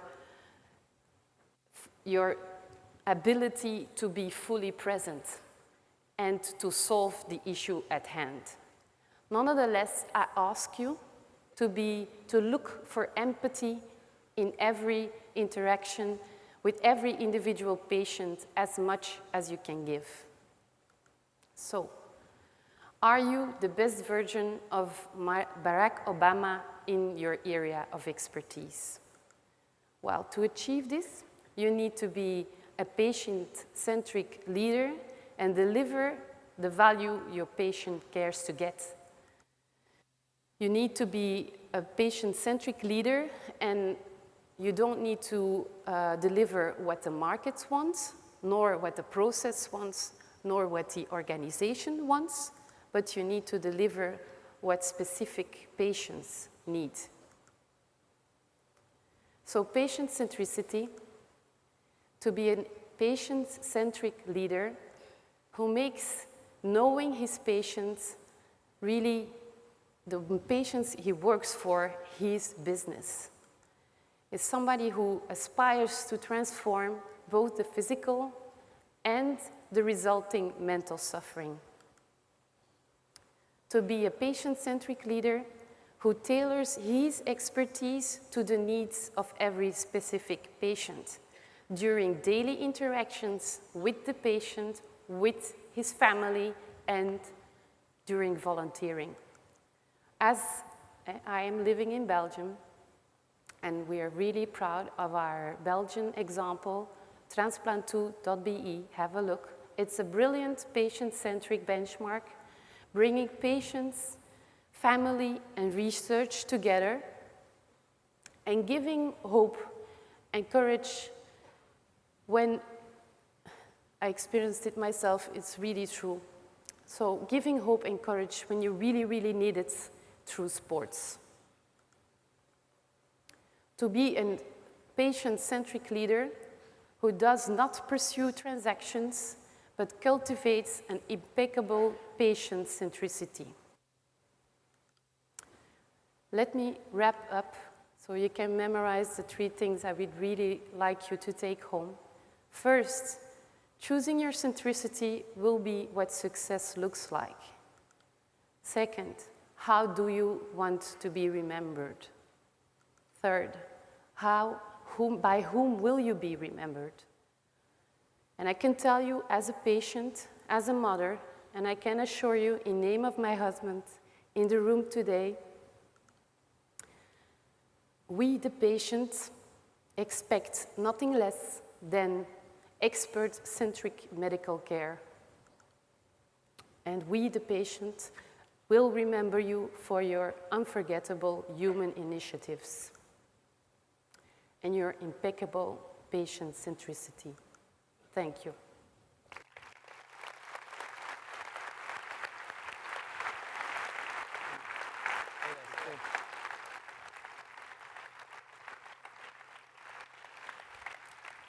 Carol, thank you very much for this fascinating story and for a very deep insight. You clearly set up a very high, tall order for us to be a combination of Musk, Obama, and Dithard Mombalyu, who I know is in the audience. The world is changing, so one of the questions is, how do we take the patient along with us in the journey that you've described? Because clearly we are moving to the AI, we're going through a revolution, not just in medicine, but in our lives as well. How do we take the patient along in that journey? Well, I do this in my professional life every day, and as a patient, I would recommend you to take us along, to co-create with us, probably with not all of us, probably with a certain kind of patients who are open to this innovation. If they're not in their private life, they will surely not be as a patient. But I believe I am an innovator, and you can always ask me to co-create with you. And so I have been invited on Monday for events elaborating on how the patient feels about all this, and I think that's the way to go. Co-create with patients so that you know at least how they would react to your innovations. Thank you. Ladies and gentlemen, let's please express our appreciation to Carol Lamarck. Thank you.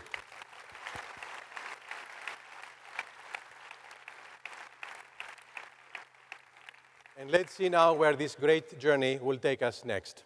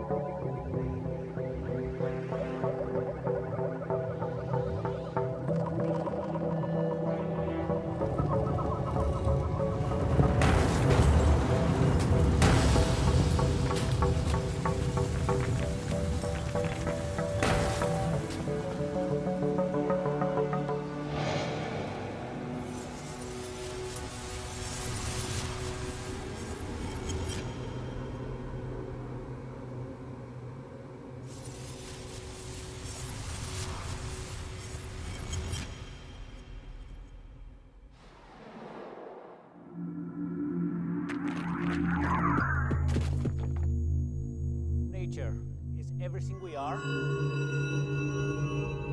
is everything that surrounds us. Throughout the history of transplantation, we have learned from nature. And it is my great pleasure to introduce the next speaker, Professor Robert Henning, who is a professor of pharmacology in Groningen in Netherlands, who is going to tell us what else we can learn from nature in the future. Robert, please join us on the stage and lead our learning journey through hibernation and preservation. I'm pleased to do so. Thank you very much. Thanks to the organizing committee for having me here. I'm so glad that I'm not really into transplantation, living up to these three great, let's say, parts of medicine that were illustrated to me. Having a background in anesthesiology, I still remember them, but being firmly grounded in academia now, I'm truly happy that I only have to live up to being an expert-centric and not covering all the field. It was, though, quite an amazing presentation. So we're shifting gears here totally because we're digging into one of the great mysteries of nature, and that is hibernation. So I have a few disclosures, basically dealing with the company I'm working with, Sulfatech, so I got some grants and some fees, and I will discuss some of their compounds. But as I said, I'm an academic, and I'm really true to that adagium. So I want you to imagine that you can preserve organs, not for hours, but for days or even weeks. That will have a profound impact on your practice, but also on your patients and also on your research. So just imagine what it would look like to have organs present a week or even longer. Actually, the solution to that might be under reach, and that is one of the reasons why I study hibernation. Now, basically, this slide tells you a lot about hibernation. I will not go into all the details, but what it shows you are 6 ground squirrels located in our outdoor enclosures, and they are equipped with a temperature sensor in their abdomen, in their belly, throughout the year. So it reads on the x-axis September, October, November, December, etc. So it's basically the year and then the body temperature. The vague, very vague line you see, which is down below, is the soil temperature. So this is Groningen temperature of the soil. It's not as nice climate as Barcelona, I can assure you that.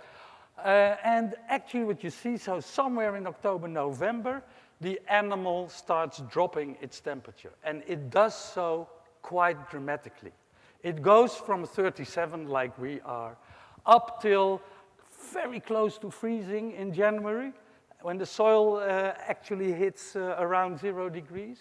So they will defend these 0 degrees. But what this picture beautifully shows is that hibernation is not a one state. It is not a state of cooling down. It is the hibernation state, the cooled state, which is called torpor, indicated there, is regularly intersected by very short periods, typically lasting less than 24 hours, of full rewarming of the animal. So hibernation consists, any form of hibernation consists of torpor periods alternated with arousal periods. And if you're in the right environment, it goes along with huge swings in body temperature, but also huge swings in a lot of other physiological characteristics. And the remarkable thing to me was, when I first saw these type of recordings, these animals do this without whatever sign of organ damage. Now imagine that you would do this to a human or any organ, it will just not survive. Temperature is, though, not the heart of hibernation. The heart of hibernation is that the animal is capable to shut down its metabolism. So this is the European champion hibernation. That's called the edible dormouse, the gliss. And what you see actually in blue is its metabolic rate when it's entering a torpor bout. So it's oxygen consumption, and you see that it suddenly drops in oxygen consumption. And it drops in oxygen consumption by over 90%. ultimately they reach 99% of reduction of metabolism. And you also see that the heart rate, purple line, very well goes along with the temperature line. So the heart rate is a very good indicator of metabolic suppression in hibernators. And the body temperature, it just lags behind and is basically dependent on how cold it is outside. And if you're a big animal like a bear, you go down slowly. And if you're a small animal like a mouse or a dwarf bat or something like that, you go down very rapidly. But temperature is not really this relevant to hibernation. It is the metabolic suppression which is relevant to hibernation and which may be, in my view, be very relevant for your field of work. So you can also do this in the hamster. That's our workhorse. And you can easily track what's going on in the hamster just by placing them in a passive infrared monitoring. So basically, that's the thing that makes your garden lights lit up when you drive past or when you walk past. And what you see here is what is called an ectogram. And every line is 24 hours. And every black bib is when the animal moves. So we first had the animal in autumn conditions, so it was still under 20 degrees. And some light, 10 hours of light a day, and then we switch it to winter conditions. Immediately you see that the animal becomes a lot more active to keep itself warm because it's now in 4 degrees and in total darkness. So then we gradually decrease the availability of food, and at a certain point in time, in the right side of the slide, you see that there are days without movement. And these are actually these torpor bouts. So you can very easily follow this. And for all of you who have kids and a hamster, I recommend that you have a passive movement device installed. Put the hamster in the garage. There it's dark. When it's below 15 degrees, it will show these patterns. So it's very easy to sort of do in a hamster. And when you do this, another remarkable feature of hibernation comes to life, and that's here. That's the arousal part. So basically what you see here is a hibernator caught on thermal camera. So the lower one, it reads 6 degrees, and the higher one, it reads 28 degrees. That's normal skin temperature of a hamster. So you see it here in its burrow, and all the time I'm speaking, every second is a minute. And basically, you see its head down, so the head is towards us. And what you now already start noticing is that the head shows a bit of a yellow glance to it.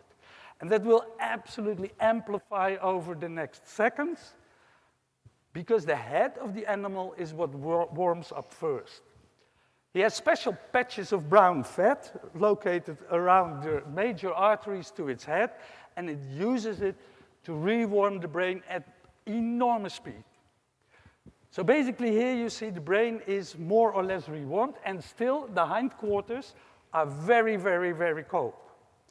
So the animal goes on, continuing like this. You see some eyes peeking out. They are really, really hot. And at a certain moment in time, the front is warmed enough for the animal to turn around, and it makes use of everything it's heated there in the burrow to rewarm its hindquarters, and then it's good to go. So basically, this whole process, I'm talking now for 1.5 minutes, so this takes 1.5 hours, of which basically the first 40 minutes you don't see anything. And this is an astonishing rate of reperfusion or rewarming in an animal. If you do this to organs, that is really, and for sure to whole persons, that is unmet. You cannot do this in a medical setting. And these animals, remember, they do it 20, 30 times per winter. So there's a lot to learn from hibernating animals. And you may think, yeah, okay, hibernating animals, these are the freaks of nature, but this is the phylogenetic tree of the mammals. And wherever you look in the phylogenetic trees of mammals, there are hibernators. For sure, up to your left, the rodents, but also the one below. These are primates. That's us, right? So there are by now 4 primates known who hibernate, who are capable of hibernation. So probably and most likely, we still have this program also in us. Now, dependent on your body size, how much energy you have available, how much you need, hibernation can take different forms. It has different names, but it all boils down to the same. So some primates just go with the temperature that's on the left, this lemur. Some go into a daily hibernation. That is a mouse. And for everyone here in the audience who does mouse experiments, I don't think you very often recognize that mice are capable of daily hibernation.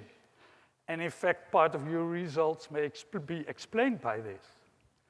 And of course, we all know the bear, and the bear stays around 32 degrees in body temperature.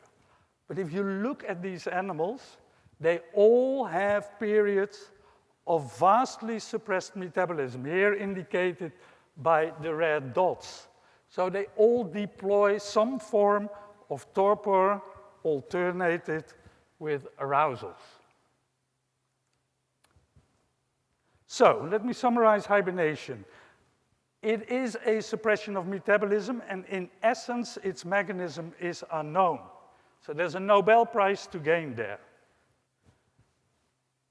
It features large and very rapid physiological changes. And here in the table is just a hamster, which has a body temperature normally of 36, drops down to 8 or lower even.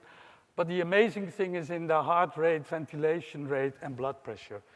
In summer, they have a heart rate of 325, it drops down to 11. They have a ventilation rate of 60, it just drops down to 2. If you would see a hibernating hamster, you could not tell that it is breathing. You really need an expert eye for this. The blood pressure also drops enormously down. But during these arousals, it swings back, and it even has a sort of a over compensation, and that's because the animal is in very cold temperature. So basically, it swings from a almost standstill into running a marathon and back and forth and back and forth 30 times per winter without any organ damage. So some years ago, we asked ourselves the question, these cells of hibernators, are they specially equipped to deal with this cold? And actually, yes, they are. And here is an experiment which shows this, and I'm not going to cover all the details of the experiment, but I'm just going to give you a flavor of it. So basically, what these hamsters can do is they maintain hamster cells. These are isolated cells, not a whole animal. These hamster cells, if you cool them down, for instance, on the left, 16 hours at 4 degrees, they maintain ATP synthesis. And in the max at production of reactive oxygen species, you see when cooling down these cells at 2 hours, and you also see that the hamsters in black do not increase in ROS production. So they deploy some sort of defense mechanism which make them be able to cope better with cooling and rewarming compared to us, to our cells. I mean, that's the gray ones, we start immediately to lose the capability of synthesizing ATP, or we start producing ROS, or I should rather say, and start producing ROS. So many years ago, we took this as a very simple fact, and then we said, okay, what can we do with this? So we explored hamster cells on your far left, and went and have them in a cooling rewarming paradigm. So 24 hours cooling at 4 degrees and 3 hours rewarming at 37. Basically, this is an experiment you can just do at home, because the 4 degrees sounds very fancy, but it was basically store them in the fridge. So you can do that at home. And if you do that with hamster cells, you see that all of the hamster cells survive. That's the black bar as opposed to the gray one. But if you do that with human cells or rat cells, typically half of them die. So you see that all of these cell lines indicated and cells indicated decrease viability by about 50%. Then we did a very intriguing experiment. We cooled and rewarmed hamster cells, and then we got the medium of these cells. And we transferred this conditioned medium to rat cells and human cells, which we then, again, forced into a cooling and rewarming cycle. And what then happens is that the conditioned cells increase viability. So there's something in the medium of the cultured hamster cells, if you cool and rewarm them, that is protecting all types of other cells. It took us an enormous amount of time to find out what this was, and this is the mechanism. You can read about it in this publication, but the mechanism is as follows. As soon as you start to cool the cells of hibernators, they excrete serotonin. And they do not all use serotonin. There is also a number of other compounds they use, but this particular cell line uses serotonin. It excretes it. It's been taken up again, so this is the reuptake transporter of serotonin, and then it's delivered to an enzyme which is called CBS, cystathionine beta synthase, and that is an enzyme capable of synthesizing H2S. And we think that this is really a mechanism which helps these animals to survive this. And this is, for instance, corroborated by, on the top left, hamsters having a high H2S synthesis, on the top right, being able to induce H2S synthesis with serotonin in rat cells, and on the left, if you knock out the CBS, you don't see any effect of the serotonin anymore. So we think this is an important mechanism. Now, knowing this, you could easily use it, right? Well, the problem is that these compounds that do these tricks, like the serotonin, but also dopamine works along the same lines, and even histamine, adrenaline, all these bioamines have a huge amount of receptors in organs and in our bodies. So you suffer a lot from side effects. So basically what we did is we knew these compounds, and what we did next was, and I'm not sure why there's all these strange marks around it. So basically we took these compounds and we screened the library of backbones, and we ended up with 2 families with quite a lot of lead compounds. And all within these lead compounds, we characterized a whole bunch who are capable of increasing viability when cooled. So basically what you see here is those response curves of cells cooled, and then you see that their viability drops down to 0. And then if you start to treat them with increasing amounts of these compounds, you see that their viability goes up. The absolute level is not the message here. That depends on how many cells are present. But the fact that they reach a plateau is indicative that they are actually preserving cells. So we call these compounds 6-hydroxychromanols. This is their chemical structure. So it's basically a simple molecule, easy to use. So what these compounds do is, first, they preserve the membrane potential of mitochondria in the cold. And by doing so, they lower the reactive oxygen species. And they do so by very specifically working on 2 complexes of the mitochondria, complex 1 and complex 4. And basically what they do is, if you frustrate these complexes in the mitochondria by giving inhibitors, they are able to again reactivate these complexes, resulting in increased ATP and lowered ROS production. In the end, it also works in a rat. Here we took it to a rat, cooled the rat for 3 hours to 15 degrees, harvested the organ, and the only thing I'm going to share with you is a view of their kidneys. So if you look at a normal uncooled rat, everything looks okay. But if you look at a rat who's just only cooled, you see, for instance, in the middle upper section that the glomerulus is gone, that the tubuli are basically gone. And the compound sort of rescues it all. The same goes for tubular damage and for the influx of all kinds of immune cells. So I want to summarize by first implanting in your brains that hibernation has very cool features.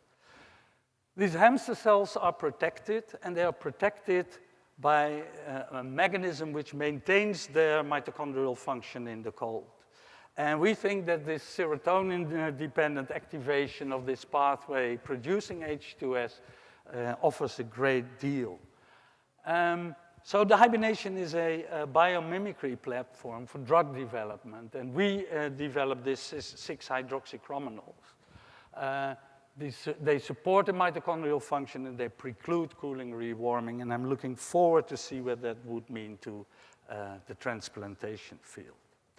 So I want to acknowledge a lot of people on which we work with on hibernation. They're basically on this slide. And with the message that hibernation has much more in store than only cold. It also features immune suppression. It also features anti-clotting. I sort of invite me back to this wonderful stage in a couple of years. Thank you very much.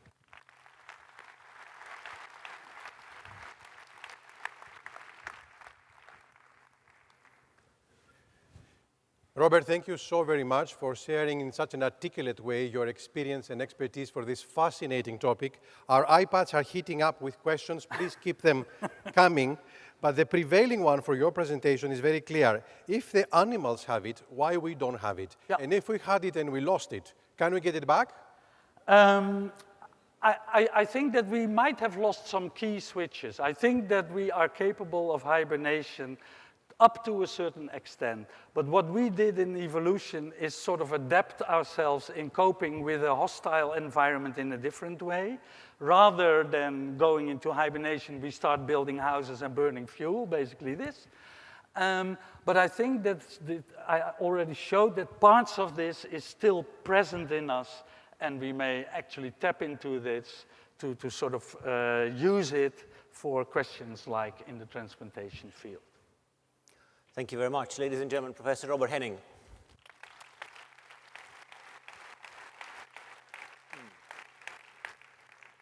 Two fascinating talks. Let's see where the journey takes us next.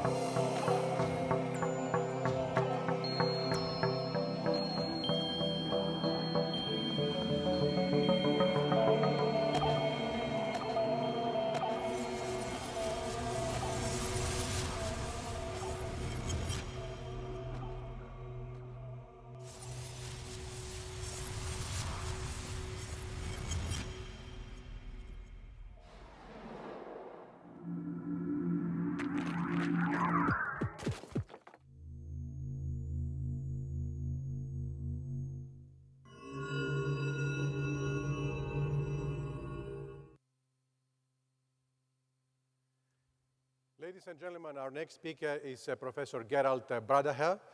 Gerald is a native of Europe. We are very proud for him about that. And he crossed the pond and he went to the United States. We are not particularly happy about that, but he did. And he has now a distinguished career at Johns Hopkins University. And his experience and expertise is working with cutting-edge technology and projects about enhancing and repair the human body. And he will need all these personal and professional qualities to give us a very accurate prediction about the future of transplantation.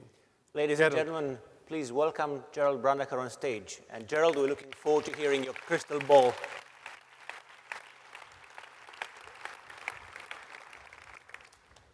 Thank you very much. It's truly a pleasure and a privilege to be here today and thereby have a chance to share with you a glimpse into what might be the future of organ transplantation.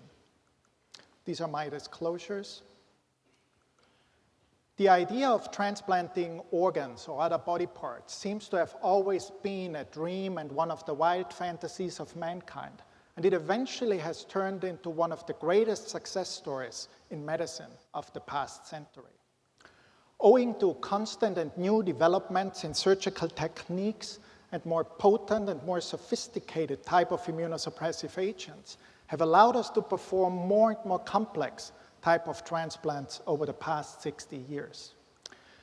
These advances have also enabled us to continuously improve graft survival rates to highly acceptable levels across the board for most type of transplants.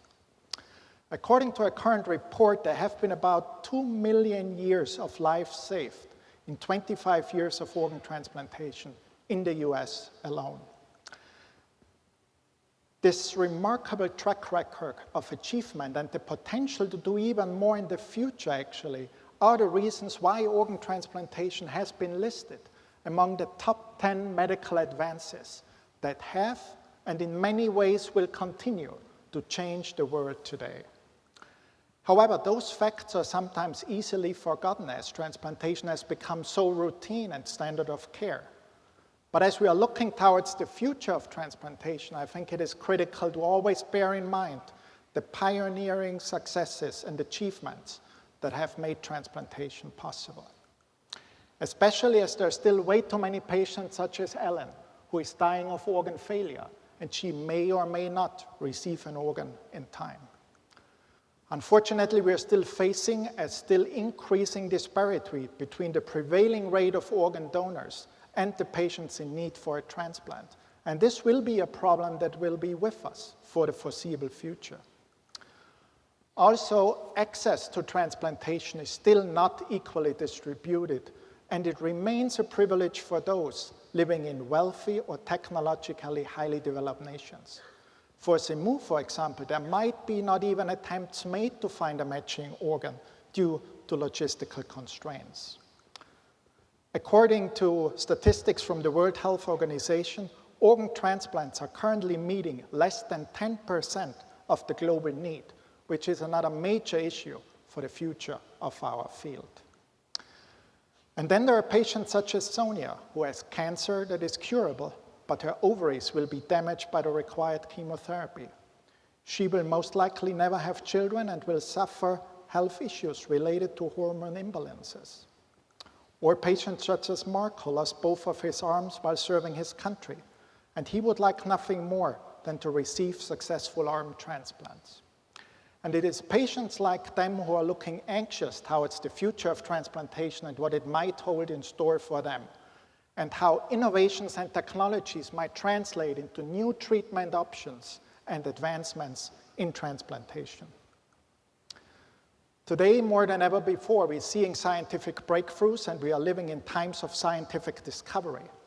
By unlocking the genetic code and developing technologies for gene editing, we will be able to treat and prevent disease that could not be imagined, and will touch the most fundamental aspects of human life in the future.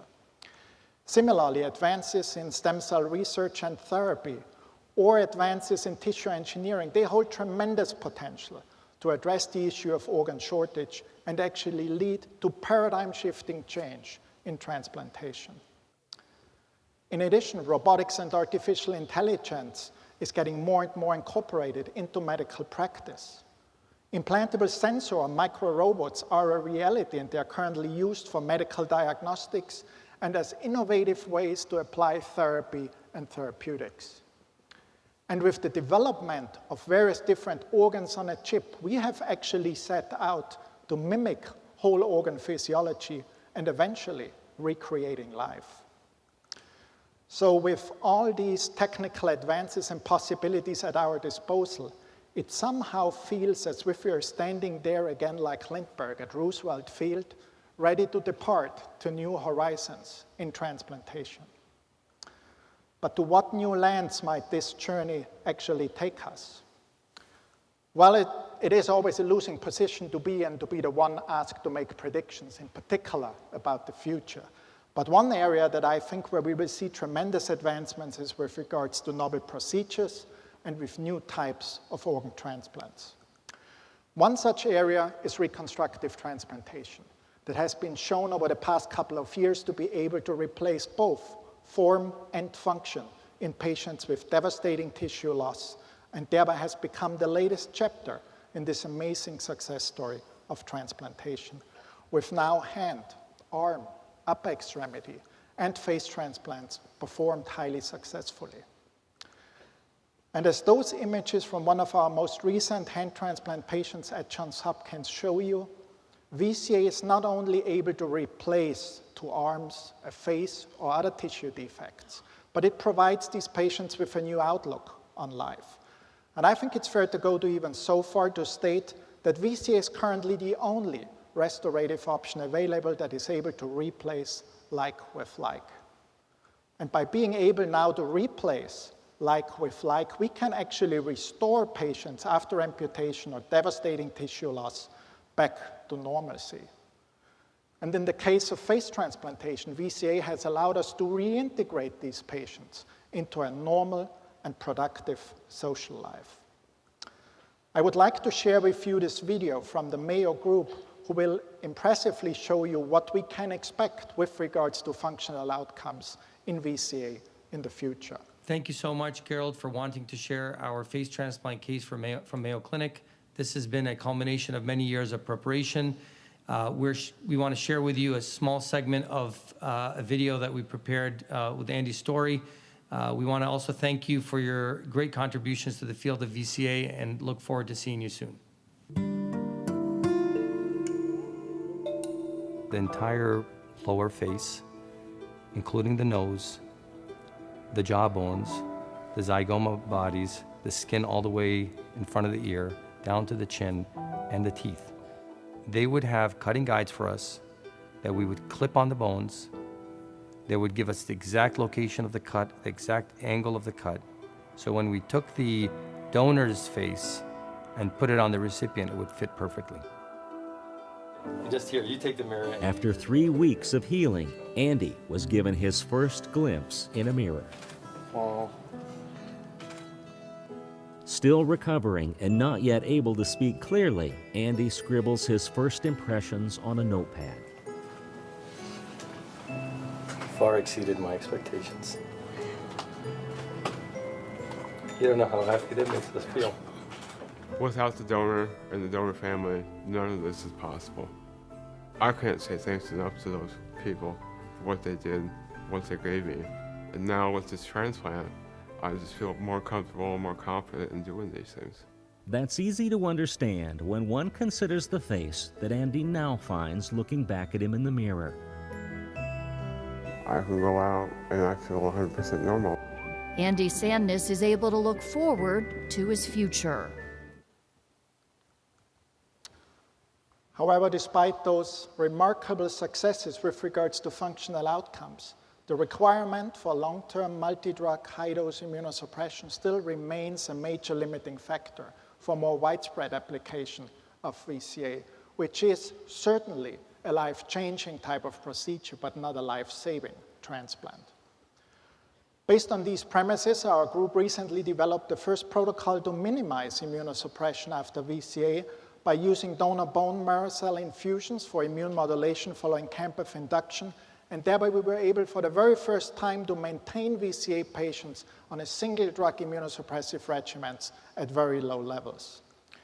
Inspired by those achievements, actually, currently more and more minimization protocols, including CNI sparing, steroid minimization, steroid avoidance, the use of biologic agents or other cell therapy protocols, are actually introduced to VCA that will allow us to embark on even further frontiers in this field.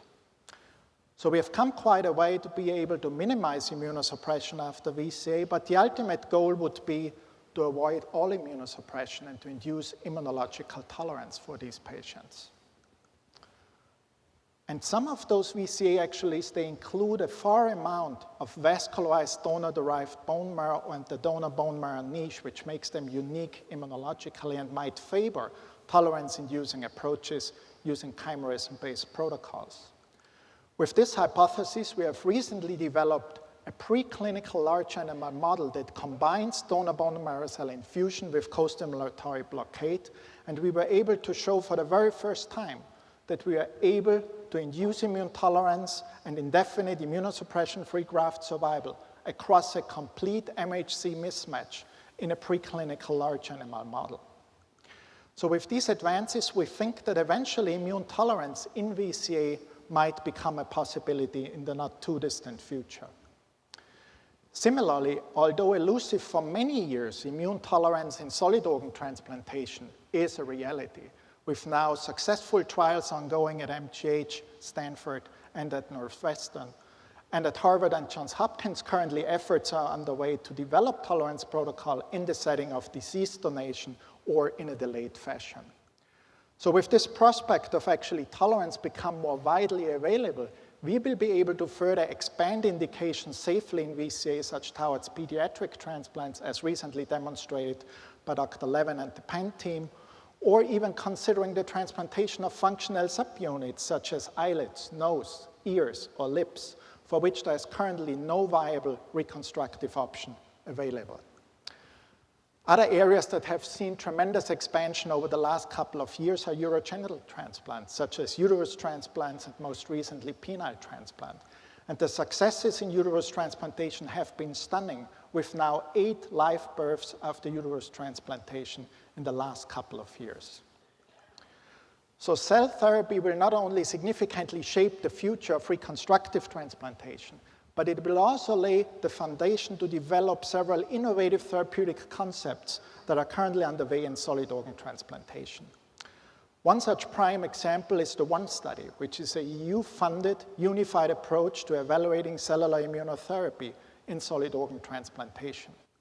The ONE study team consists of various different centers from Europe and the US, working with a centralized laboratory to currently evaluate the safety and efficacy of various different cell products, with the main goal to induce monotherapy in combination with cell therapy. And although the results will be reported early next year, so far we can say that there is no safety concerns, that the tacrolimus monotherapy has been successful, and there is first evidence of clear benefits from reducing immunosuppression. And of course, we will see quite interesting results from the immune monitoring trials. Another exciting prospect for the future of cell therapy is actually the use of chimeric antigen receptors, or CARs, to generate T regulatory cells. Dr. Levin's group recently has shown the feasibility to redirect T regulatory cells towards a transplant-relevant antigen using CARs, and their group has also provided first in vivo proof of concept that such CAR Tregs can be used therapeutically. Ultimately, however, when we talk about the future of transplantation and bringing our field to new frontiers, then time will probably be our most precious resource. And such time to expand the viability of organs can currently be bought with innovative new strategies developed for organ preservation. There has been an entire revolution going on over the last couple of years with regards to perfusion technologies that have resulted ultimately in a whole new world of perfusion devices out there, including devices for lung, heart, kidney, and liver. And the impact of those technologies have been really impressively shown by the Toronto group, for example, where they were able to repair the organ from an extended donor criteria and then successfully transplant them and ultimately significantly increase the number of transplants performed at their center. And similarly, normothermic liver perfusion from the Oxford group has shown impressive data in their first in-man published clinical trial last year. The future of presentation, though, will be the organ repair hospital, and the first one of its kind has recently opened its doors in Silver Spring. Those organ repair hospitals, they will not only facilitate to extend time by perfusing these organs, but they will allow to optimize a graft using bioengineering concepts such as gene editing, immune cloaking, or immune engineering in a controlled setting where the data is remotely accessible by the surgeon in real time who assesses when the transplant is ready to be grafted into the recipient. So the future sequence of transplantation might change entirely from recovery and transplantation to recovery, optimization, and then transplantation. And this will, of course, open up the field for conditioning regimens for tolerance in cadaveric donors, innovative desensitization strategies, and will fundamentally change how we perform transplant from an acute setting towards elective surgery. However, not only advances in normothermic machine perfusion have been tremendous, but there have been also a great deal of advancements in the field of cryopreservation as well as in organ banking. And I know some of those concepts, they might sound futuristic or far-fetched, but I would like to share with you another video here from Ken Story, who impressively demonstrates to us that some of the most exciting technologies for organ preservation nature has already put in place, and it's upon us to decipher the underlying mechanisms to make the impossible possible. These are the wood frogs that were caught last night.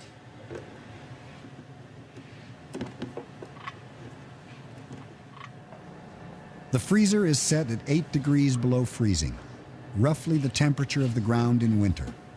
In a matter of hours, they'll be hard as rocks.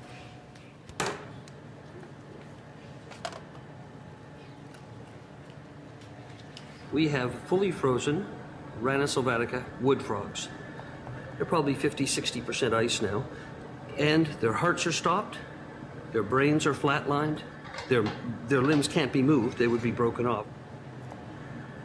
Yet they're still alive. But the most amazing thing is the fact that the wood frog comes back to life.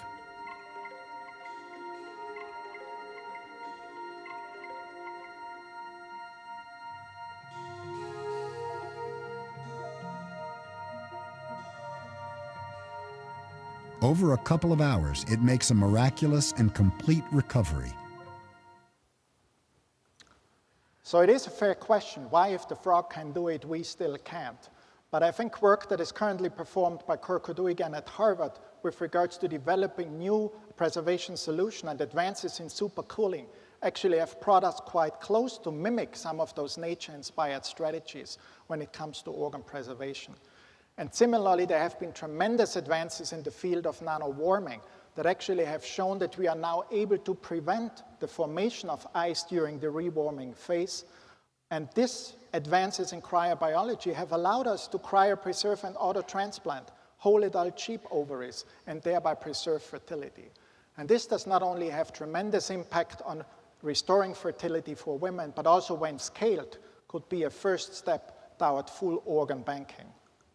So the momentum and the opportunities here seem to be tremendous, and this is one of the reasons why an ever-growing number of clinicians, scientists, and organizations have built the Organ Preservation Alliance with the overall goal to transform research in this area in the future.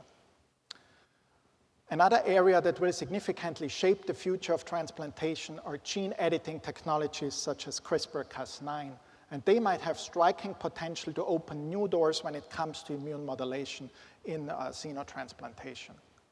George Church's group has recently shown that they were able to actually inactivate all the perfs in isolated pig cell lines, and eventually were able to create perf inactivated pigs using somatic cell nuclear transfer. And this is an important first step towards a safe applicability of xenotransplantation eventually in the future.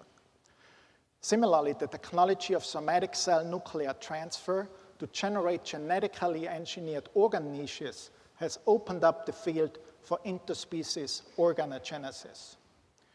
Using recipient-derived pluripotent stem cells and interspecies blastocyst complementation, we might be able to actually create human organs in animals that are closest with regards to size, anatomy, and physiology to humans. And these concepts have actually recently shown to be feasible in a large animal setting, where it was demonstrated that human pluripotent stem cells integrate and differentiate in pig embryos, although still at low levels and with low efficacy. But when optimized, this could be a first step to show that interspecies blastocyst complementation could be applied using human pluripotent stem cells.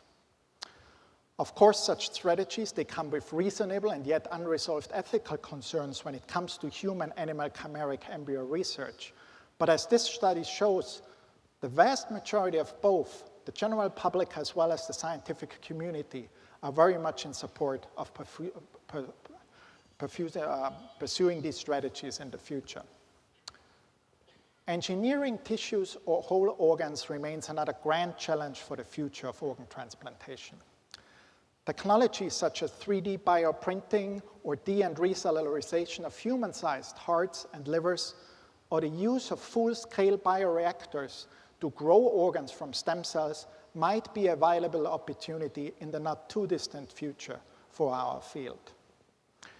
Impressive progress has been made in this area, such as bioprinting of 3D human renal proximal tubules, which represents a first important step towards the creation of complex renal tissue in vitro. Nanotechnology is another area that will revolutionize many areas in modern medicine, including transplantation when it comes to diagnostics and therapeutics. The number of nanoparticle therapies specifically tailored for immune modulation is vastly growing, which is fueled by not only advances in nanotechnology, but also a better understanding in the underlying immunological pathophysiology. And finally, the search of the liquid biopsy will remain an area of research in the future in our field. Advances in molecular diagnostics using the omics platforms, they have shown that we are able now to create unique biomarker profiles that can be correlated with rejection or underlying disease states. Molecular phenotyping or tissue-based molecular diagnostics, as pioneered by Dr. Halloran and the Alberta program, will significantly aid in improving patient care by improving diagnostic accuracy, as well as a better understanding of the underlying mechanisms of these disease stages, much more so than conventional histology. And as these platforms continue to mature and advance, I think we need to have a holistic approach, including big data concepts, to incorporate all the variable factors that might contribute to graft survival. So with this, I think that the technological capabilities and advances have never been larger before. We need to make sure that we utilize them to the best of our ability so that patients such as Helen, Seymour, Sonia, and Mark will also get a chance to benefit from the gift of transplant in the future. Like the pioneers in our field, we need to be bold as we embark and depart for the future of transplantation. But if I were to say, my fellow citizens, that we shall send to the moon 240,000 miles away from the control station in Houston, a giant rocket more than 300 feet tall, the length of this football field, made of new metal alloys, some of which have not yet been invented, capable of standing heat and stresses several times more than have ever been experienced, fitted together with a precision better than the finest watch, carrying all the equipment needed for propulsion, guidance, control, communications, food, and survival, on an untried mission to an unknown celestial body, and then return it safely to Earth, re-entering the atmosphere at speeds of over 25,000 miles per hour, causing heat about half that on the temperature of the sun, almost as hot as it is here today, and do all this, and do all this, and do it right, and do it first before this decade is out, then we must be bold.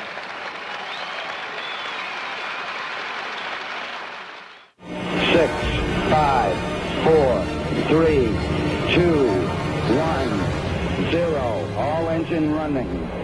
Liftoff. We have a liftoff. 32 minutes past the hour. Liftoff on Apollo 11.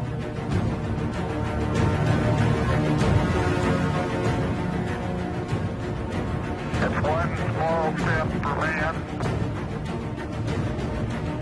one giant leap for man.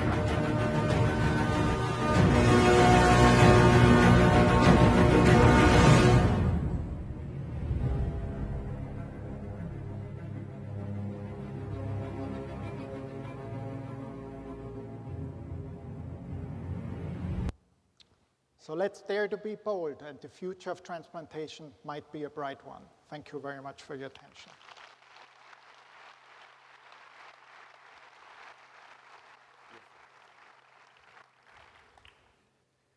Gerald, Churchill said once, it's very difficult to make predictions, especially about the future. That's right. But you have done it remarkably well. We have one question which actually comes remarkably from a young, very promising trainee from your hometown, from Innsbruck. His name is Tony, and he sits someplace over there. And what he asks is, I adore transplantation, and I want to dedicate the best years of my life training to do it. What is then one area that if I dedicated my life's efforts to it, I will be really part of a big bang for the future? I think it's one of the most exciting things that you can embark in the future. I think transplantation will be a culmination of the translation of all those exciting, promising technologies that we have seen, and probably be the era where we see a first in man to incorporate advances in tissue engineering, stem cell biology, or 3D bioprinting in the future. So I think this is one of the most exciting spheres you can go into at this point. Thank you. Ladies and gentlemen, Gerald Brandacher.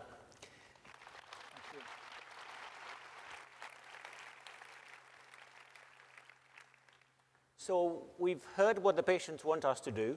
We've learned that we may be able to hibernate again, and we had a great glimpse into the future. I wonder what's next.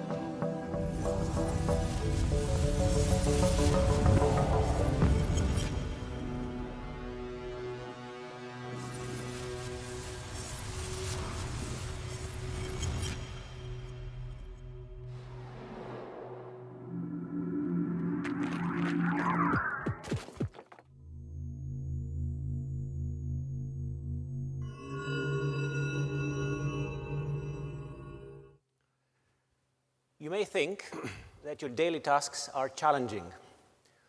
Well, compared to the ones faced by the next speaker, they will pale in significance. It's my pleasure to introduce John Bradford, who is the President and Chief Operating Officer at SpaceWorks Enterprises in Atlanta, Georgia. His task, to put it very simply, is to take the human race to Mars. John, welcome, and please take one small step on this stage to talk us about one giant leap for mankind. Thank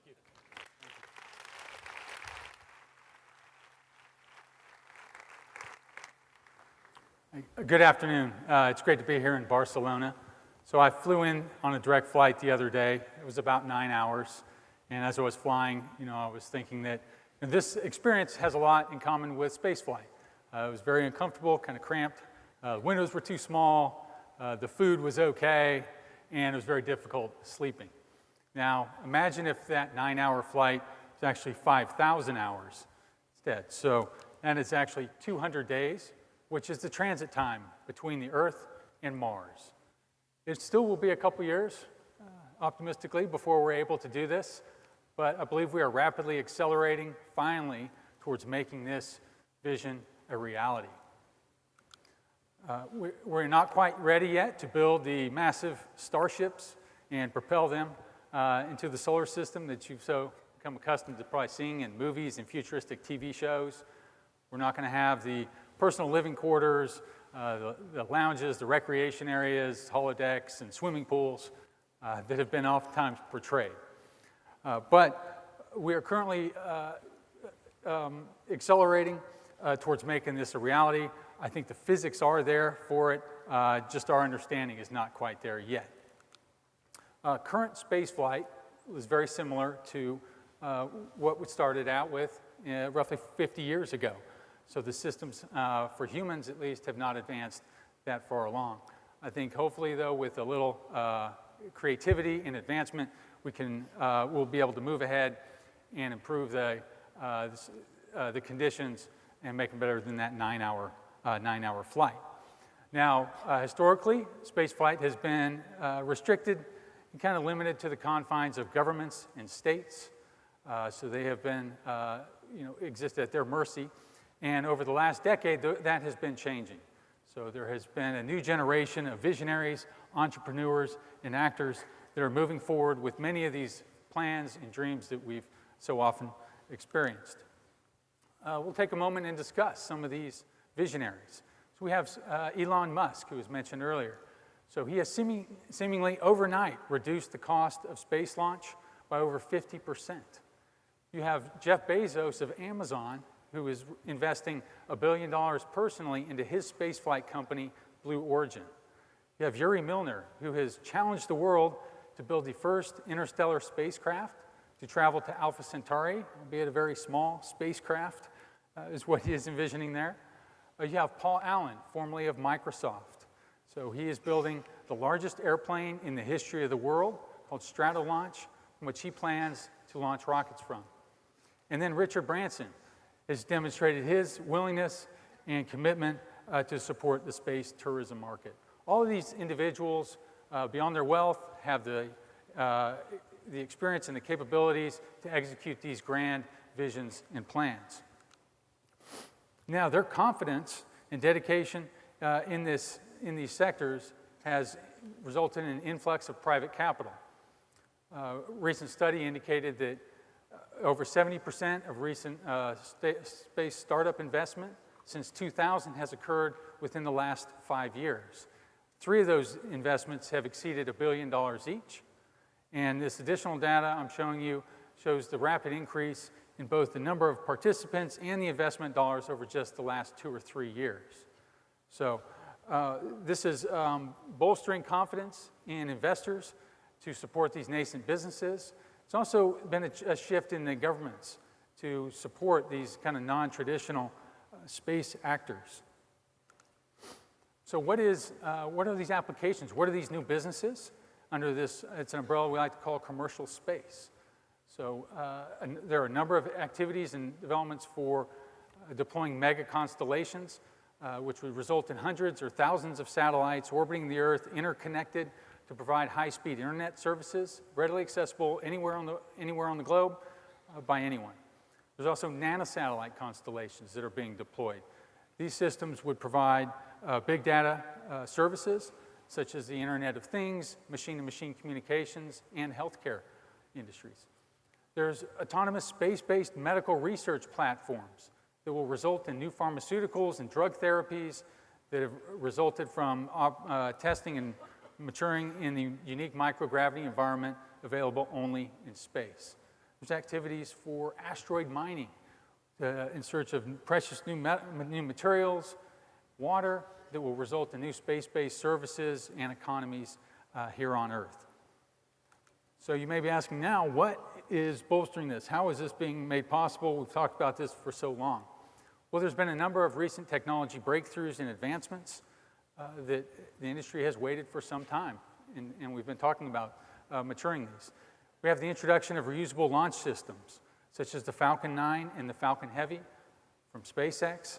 We have in-space inflatable habitats, such as the Beam from Bigelow Aerospace. That's currently undergoing testing on the International Space Station. We have niche technologies, such as optical communications, which are providing a 20-fold increase in data transmission rates. We have safer nuclear power generation capabilities with lightly enriched uranium instead of weapons-grade materials.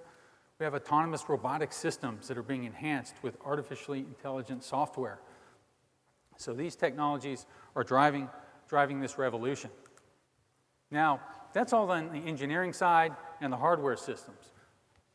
The human system, we continue to learn and progress through our testing on board the International Space Station, but we still need to address and solve key issues related with medicine, physiological and psychological issues associated with long-duration spaceflight. So issues such as bone loss, muscle atrophy, recently necessarily discovered, but identified issue with increased intracranial pressure, which is causing long-term vision damage in some of the astronauts due to the microgravity environment.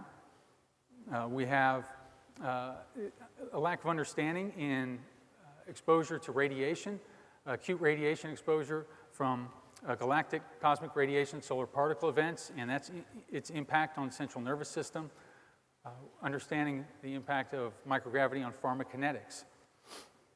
So these are the challenges and where we need to progress.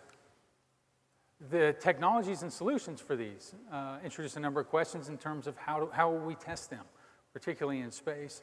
Are there any ethical considerations? A number of the potential solutions have been mentioned earlier today. Is it just new pharmaceuticals, 3D printing of organs and tissues, gene editing, nanotechnology, artificial wombs, or human stasis?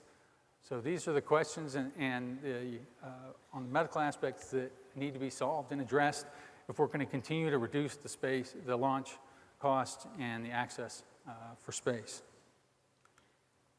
Now, I'll give you one example of how a medical system, and kind of a focus there, can influence all the engineering hardware and ultimately reduce the launch costs. So under a grant funded by NASA, my team has been developing technology to put the Mars-bound crew in a deep sleep torpor-like state for the transit phases of the mission. So we're accomplishing this, we plan to accomplish it through leveraging approaches from therapeutic hypothermia and some new pharmaceuticals to suppress the thermoregulatory system to render the crew inactive during this transit phase. We're currently hoping for a minimum of 14 days. Longer is better if we can get to the entire transit phase. That 200 days I mentioned, then we can get even more benefit to the system. We're only targeting a 32-degree core temperature, and with that, we get significant reduction in the metabolism. That yields reductions in consumables. We can put the crew in a smaller habitat. We can eliminate a number of systems, and it reduces the overall power levels. So all those things compound, and ultimately, compared to the NASA reference design, our engineering analysis indicates a 50% reduction in the habitat mass. So I know of no other singular technology on the engineering side that can have this sort of impact. So not just focusing on keeping the crew healthy, there's potential engineering benefits that can be obtained by kind of looking at this human system. So, all right, before we get into maybe the how and the when, I think we should look at a little bit of the why. Sometimes we'll be asked, why should we be doing this? So, is it in the interest of international cooperation? The strategic military value of these things? Is it just human nature to explore? Is it for just scientific knowledge? So these debates have occurred in multiple forms. I think we could spend the rest of the week examining the rationale for the human exploration and settlement of space. I don't really think there are any wrong answers. Personally, I believe we need to become a two-planet species in order to ensure our long-term survival. So recent estimates have put the incidence impact rate of, say, a 500-meter diameter asteroid at about once every 140,000 years. That is not a long time by universal scales. It may seem like a long time right now, but an asteroid of that size would result in millions of deaths and regionally devastate an area of the planet. So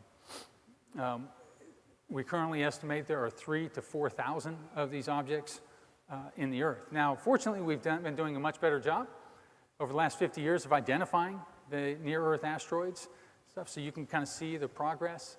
I don't know if that maybe makes you feel better that we've found this many, or it may make you feel worse that there's that many out there.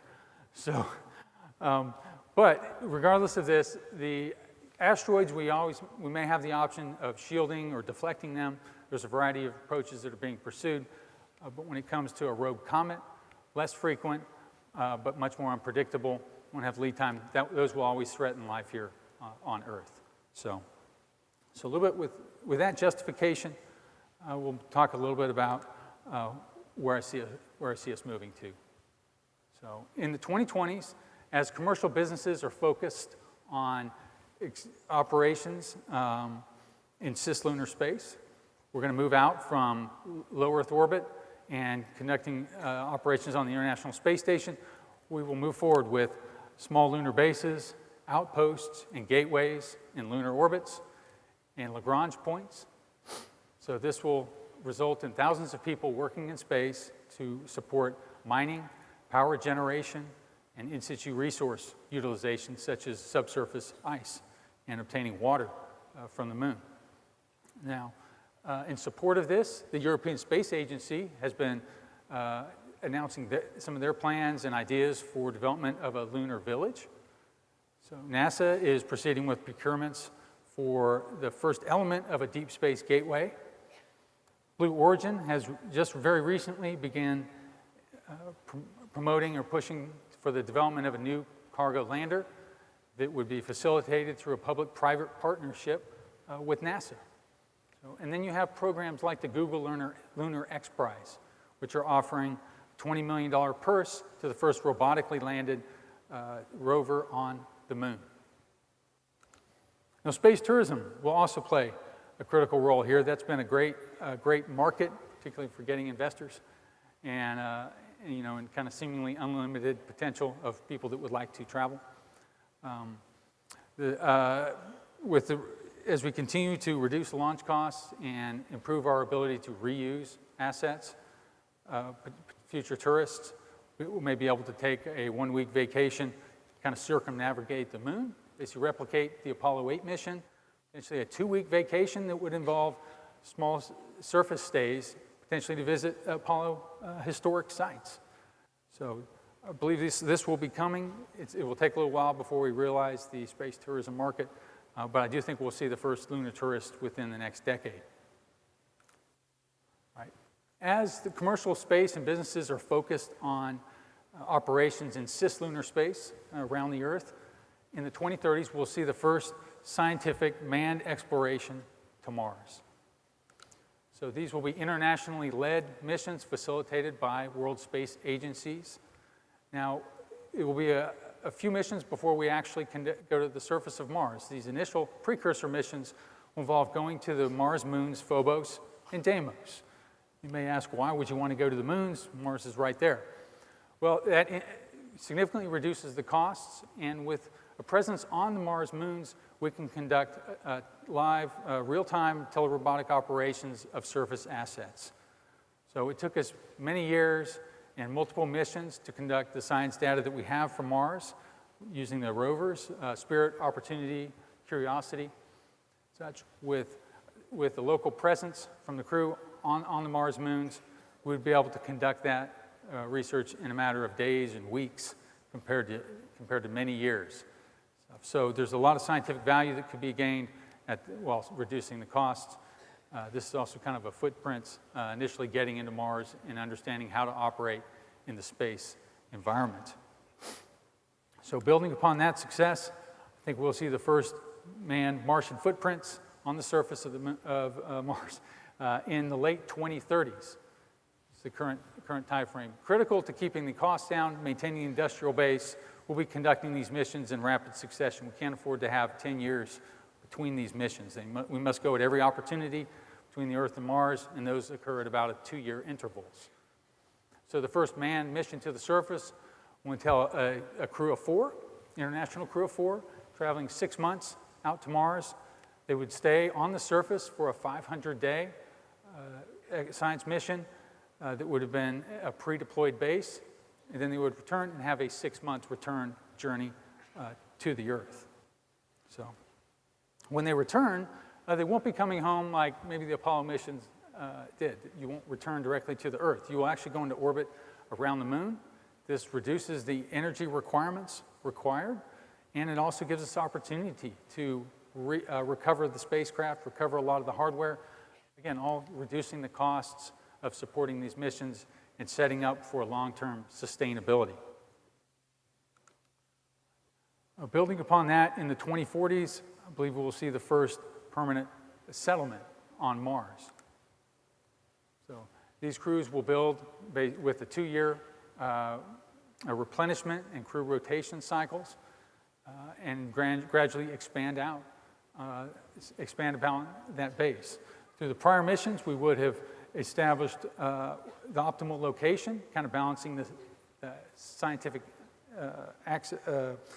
interest area of the site, the access to subsurface materials and resources to harvest, as well as just the overall access point from orbit. So these crews will be required to develop their own access water, oxygen, as well as grow food as they learn to live off the land. Now, critical to maintaining that settlement and continuing to expand it, we'll be addressing the crew health care and ability to provide critical care medicine. So they will operate with a scarcity of blood supply, pharmaceuticals, even some basic medical equipment.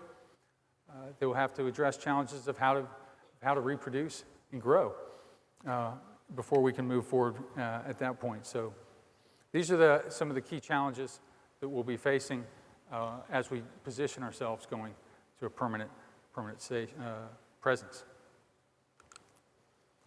After that, I think we can continue to grow the population. The minimum population size required has been estimated that we will need 10,000 people in order to have long-term viability and survivability on the planet. So it will take some time before we are able to achieve those numbers. So that's a lot of people to transport. But over time, we'll transition from these 2-year recycling missions to one-way trips. Ironically, these one-way missions are significantly easier to conduct than the round-trip missions. They require a lot less hardware, a lot smaller systems. So with these round-trip missions, with these one-way missions, we'll be able to significantly grow that population.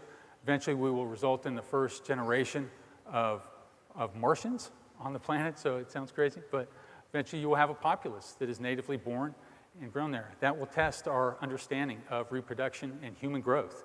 They will emerge having grown up in a reduced gravity environment, Mars 3/8G, potentially exposed to higher radiation levels. So we're going to need solutions there from the surface. But I'm confident that over time, we will become a 2-planet species and be able to achieve this. So space will provide unlimited opportunities for everyone. I think every industry, sector, and country of the world. I think it's unlimited opportunities. And with that, I thank you for your time, and I hope this is giving you something a little more to think about during your time here this week. So, thank you.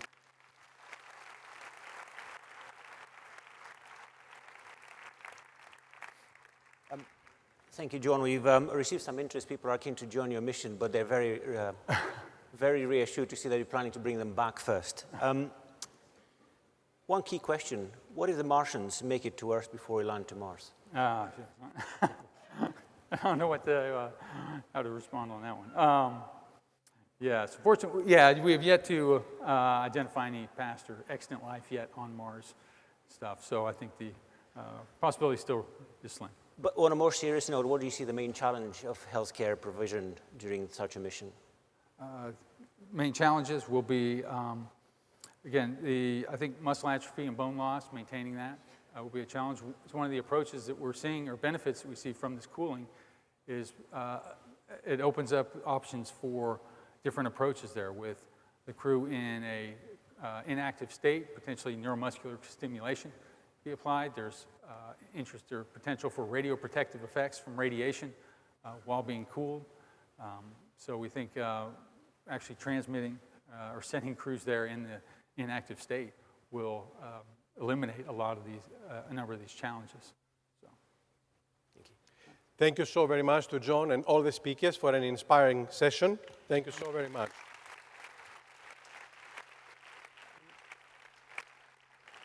Ladies and gentlemen, throughout several talks you heard that transplantation will not exist without organ donation.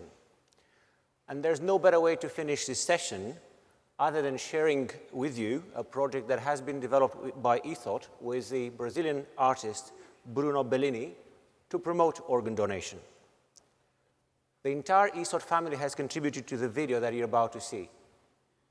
From Gabi, from myself, from the whole ESOT family and our friends on this video, a very big thank you. Enjoy the Congress, enjoy Barcelona.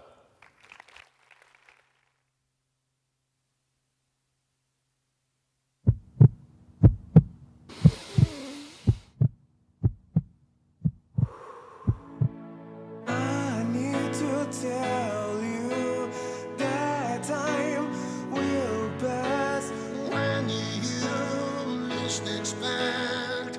I will be back and the dream and change the story. And you will forever know. From a distance I will be in the gaze of memories. At the end of the road I'll find the beginning. I believe the promise not to looking back. You speak last, I hear you say that we.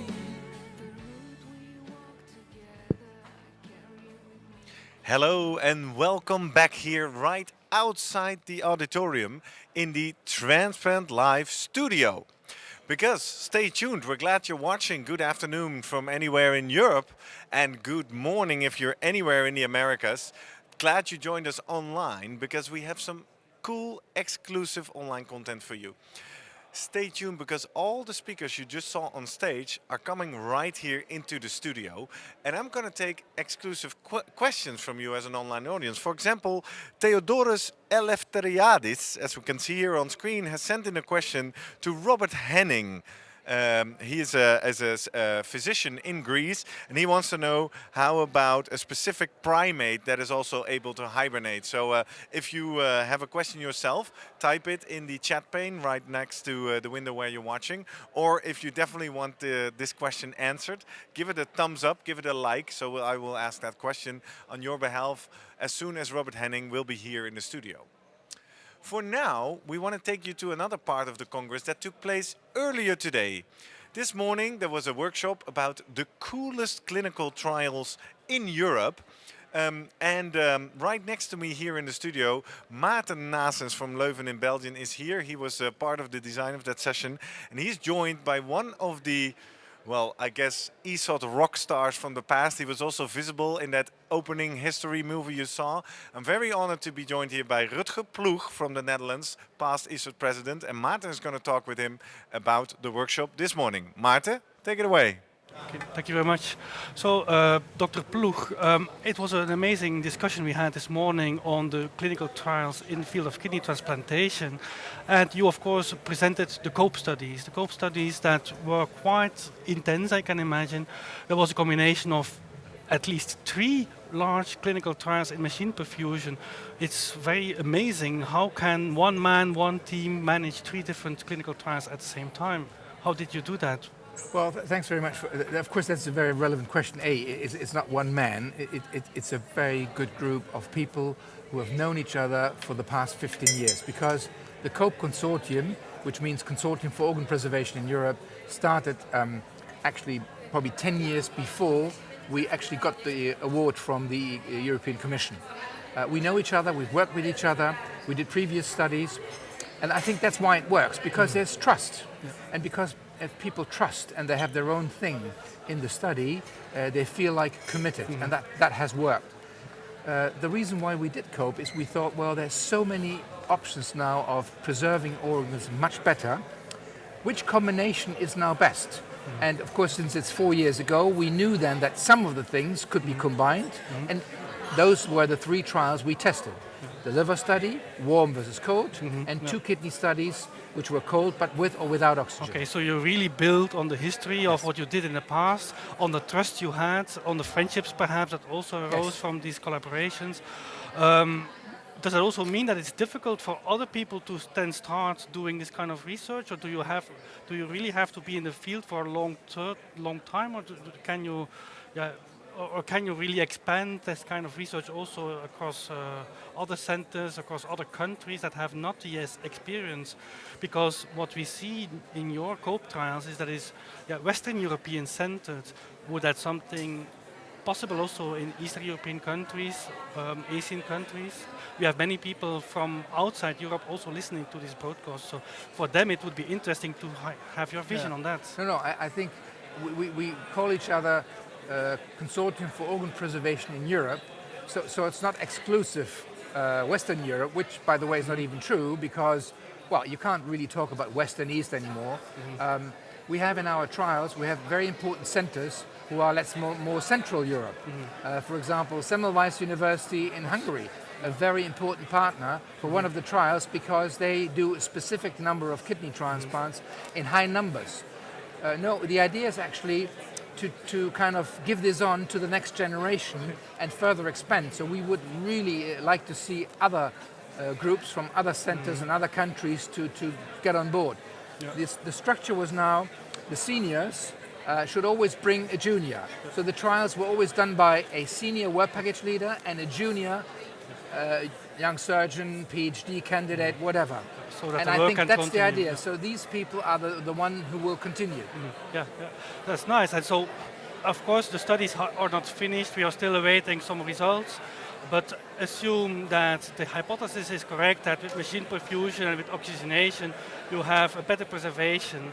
Is that an opening towards organ resuscitation labs, the organ recovery hospitals, as we heard in the presentation by Gerald Barnacher? Is that really something you would dive into? Is that something that is possible and feasible in the future? I think it's happening. Look, for example, the experience we have in Oxford with the liver. We did liver transplantation after 25 hours, and we have successfully preserved those livers for hours. Peter Friend and Konstantin Kosius, who developed the liver machine, have done a lot of experience before then, and we have now the liver device in our lab, which we can use for discarded livers, and we try to find out how we can repair them. We now have a very nice experimental setup also for kidney perfusion, using both devices from Organ Assist and from Organox to see whether we can preserve kidneys for 24 hours. Okay. And does that mean that also the practice of transplantation would change? Because if you're talking about 25 hours liver, 24 hours kidney, it sounds like possible to move towards daytime surgeries instead of emergency surgeries? Is Well, that a one thing, of possibility? course, is daytime surgery, which is, of course, nice for the surgeon and for the staff. However, I think it's more relevant to say, why do we want longer normothermic perfusion? We can still transplant within so many hours. Okay. But I think the reason to do that is because we think that if we do ex vivo repair, we need a certain number of hours. Okay. We know that after 1 hour, the kidney is resuscitated and it will function. And Mike Nicholson from Cambridge now has demonstrated that's very feasible. But that's not enough for repair. So if we want to repair the organ, we need at least 5, 6, 7 hours of warm. We've now first shown that some of the so-called regenerative factors, like hepatocyte growth factor, will show themselves after 6 hours. Okay, and so if you're talking about regenerative factors, regenerative medicine, of course we have also heard from, for instance, the one study where they have all these studies on cells and regeneration of cells. Is there some link possible between regenerative medicine and machine perfusion? Do you see there some future in that I think collaboration? that's an excellent question. So what we're actually trying to do at this moment, there's our consortium which is focusing on optimal preservation and perfusion. And there's another consortium which also was in the EU 7th framework, Stellar. And they have very sophisticated knowledge on stem cells. Okay.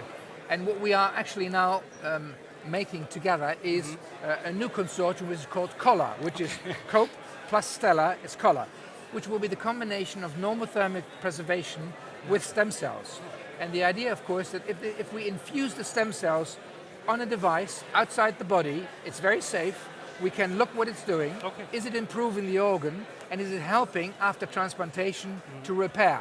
So you have already a very long-standing career in transplantation. You have been involved in the field for many, many years. You developed together with Belzer the University of Wisconsin solution, as you explained in the movie. You are now working on machine perfusion. You are diving into regenerative medicine. If you look back to your, let's say, history, what would be perhaps the main legacy that you think you will have contributed to the field of transplantation? It's a difficult question, but a man like you could perhaps. Well, I don't like to talk about legacies. I'm still alive. Yeah, why not? So first to correct one thing, the UW solution, University of Wisconsin solution, was developed by Dr. Belzer and Jim Southard. Okay. And Ralph Sundberg, Jan Warburg, Neville James and I were the first fellows to work with it. So we were just happy and lucky to be there and work work really with it. Pioneering with the pioneers. No, and it was fun because we had to do the first experiments, and then when I took that back to Europe, we did the first trial. Okay. And I think we can proud of it that within Eurotransplant, we actually convinced everybody that UW was a very good preservation, and until today it's standard. Today, but I think what I would like to say, what I love most is to be in this creative process, which for me turns out to be transplantation and organ quality and preservation, and be there with a lot of very nice colleagues and young people, have a good idea. Sometimes it's ridiculous, but sometimes it's good, and we can actually transform it into a good study which then works, and I think that is the fun. So if you talk about legacy, making maybe translation from a good question into a model and into a trial, I mean, that's what I'm going for. That's just fantastic. Thank you so much for this interview. Okay, thank you very much for the opportunity. Thank you. Bye-bye. Thank you very much, Maarten. Great and very interesting. So what we learned is that we have to pursue our crazy ideas to discover new pathways and then see where we need to go. Well, let me tell you a funny background story about Maarten Naessens. He's asked here as an interviewer because he's part of the scientific program committee. And let me just step into this shot because... and the scientific program committee has actually worked really, really hard to bring together one of the best programs that we ever had here in Barcelona. And we took our cameras here earlier in Barcelona last year to look how they proceed. So let me introduce you the scientific program committee of this ESOT Congress.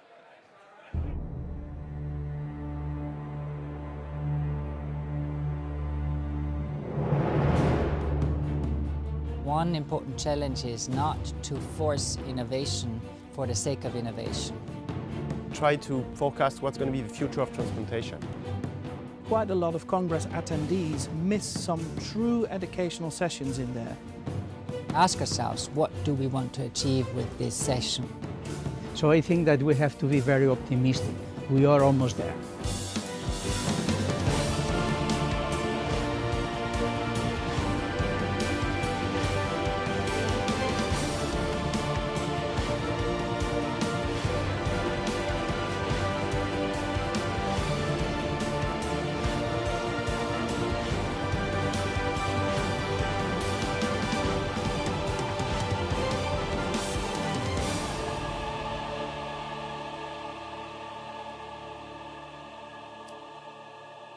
As you can see, this has been a true team effort, so why not elaborate a little bit on that, Maarten, while we wait for our keynote speakers from the room to actually enter here into the studio. So if you're still with us, make sure you enter your questions so I can ask them to our speakers.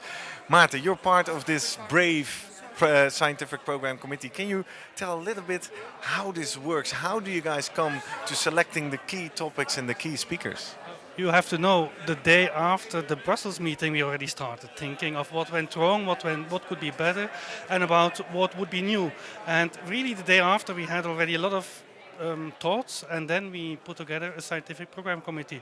Not us, but the ESOT Council, of course, decided on who can be part of the scientific program committee, and we had really, and that is more than 1.5 years ago, a brainstorming session here in Barcelona, very nice with good weather, of course, beach and everything, wine, and brainstorming session gave us new ideas to organize this meeting. Exactly. Now, if I look at this program, I see a lot of weird and wonderful. We just listened to Becoming Martians and Living on Mars. We see the future of transportation, yet I feel that we also devote quite a lot of time on making this cost effectively. It's not all about the crazy future, but we have a whole session about business and biology. We have speakers about how do we keep this affordable. Why is this so important at this moment?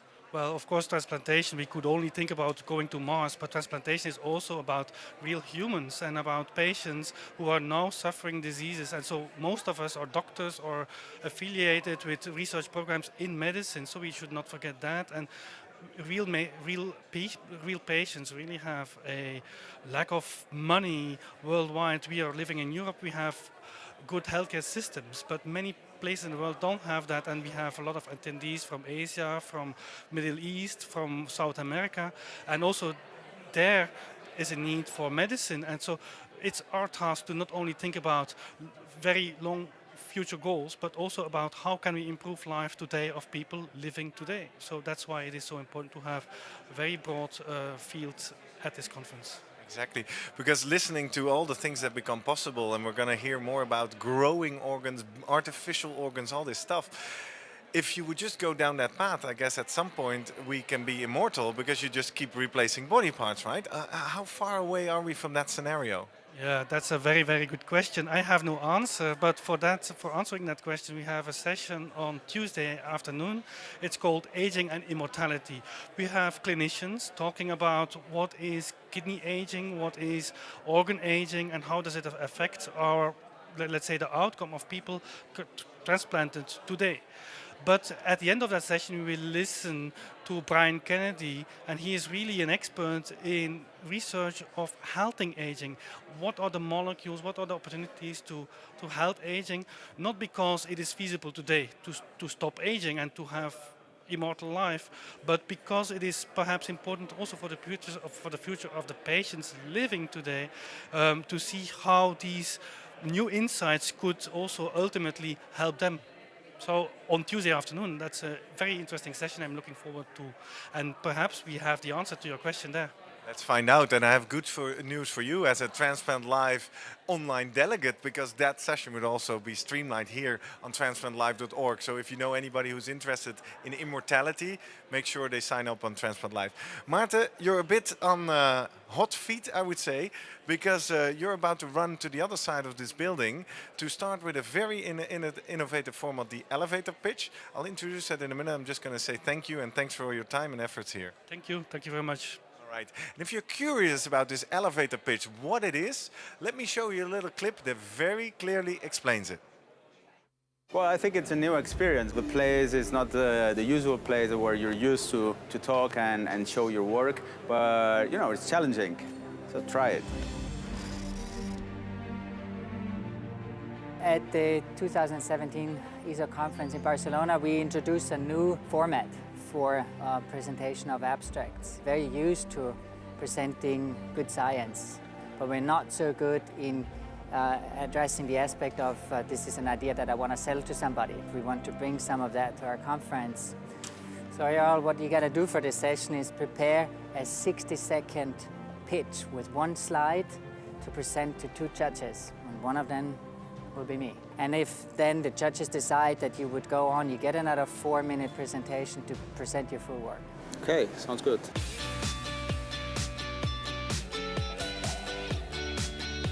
Okay, Ariel, let's go. My pitch is going to be about using new biomarkers to stratify patients in a non-invasive way. So the idea is to use novel biomarkers at different time points of the transplant, and they can, you know, help us to see whether a patient is at risk or not, and stratify immunosuppression according to that. All right, that's it. Time's up. Well, Ariel, I'm sorry to inform you that that didn't convince me. Nice job, but not enough for a full presentation. Maybe next time. Okay, thank you.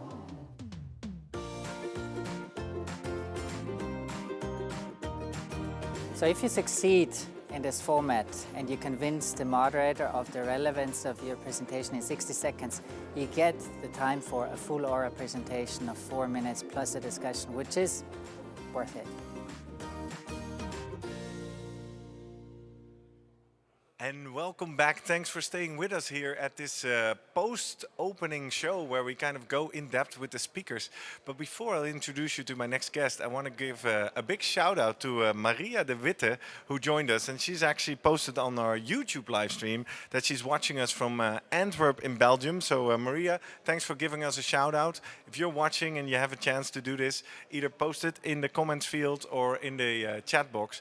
And speaking of Antwerp in Belgium, what a coincidence. I'm now joined by Carol Lamarck, who you just saw on stage, or if you tuned in later, she was just on stage, sharing your perspective of how life is as a transplant patient, which is kind of awkward because you're most of the times on stage as one of the most successful women in business in Belgium. So, Carol, how did this coming out feel for you to be here as a patient? It was really hard. I must admit it's probably professionally the hardest thing I did so far.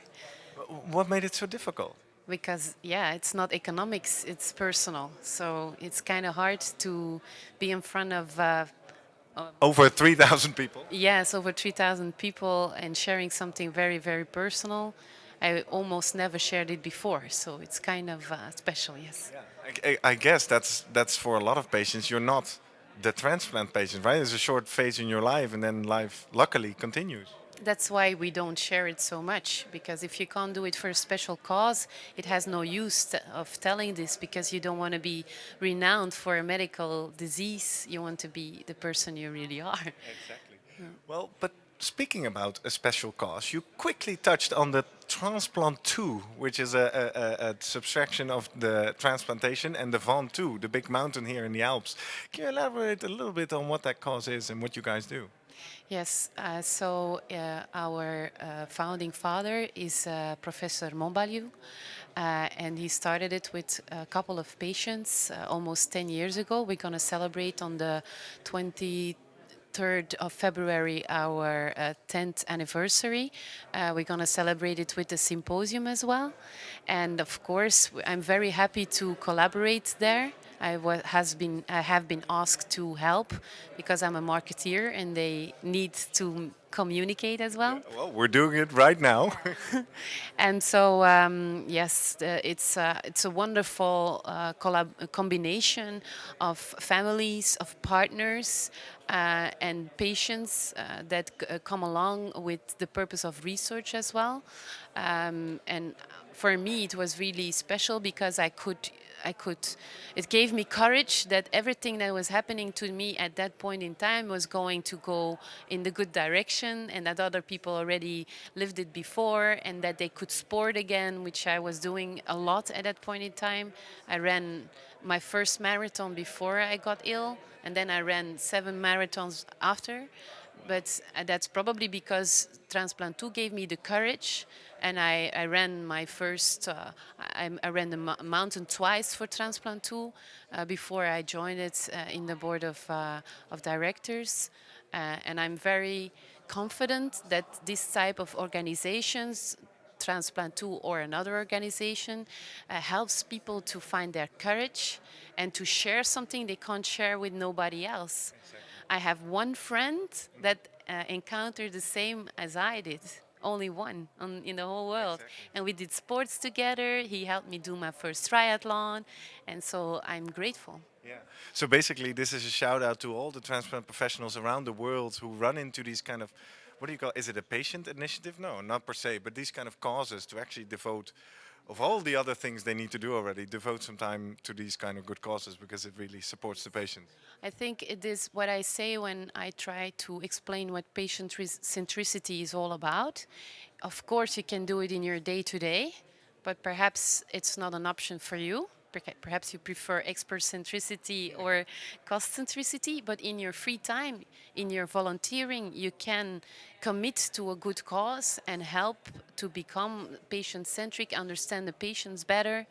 And it must be enriching for a medical person to see what happens to patients afterwards. So I think it really gives you a lot of energy if you are in the medical business. Yeah, and energy is what these transplant professionals need, because you don't want to know what they all have to do. Well, Carol, thank you very much for sharing that story. I guess you have a big Twitter following, so tweet out the link to the Transplant 2 with the hashtag #TransplantLive of this show, and we'll retweet and share it further in the community. I will do it. It's a natural habitat, so I will do it for you. Thank you. Thank you very much for being with us, and enjoy the rest of the Congress. I will. Thank you very much. Okay.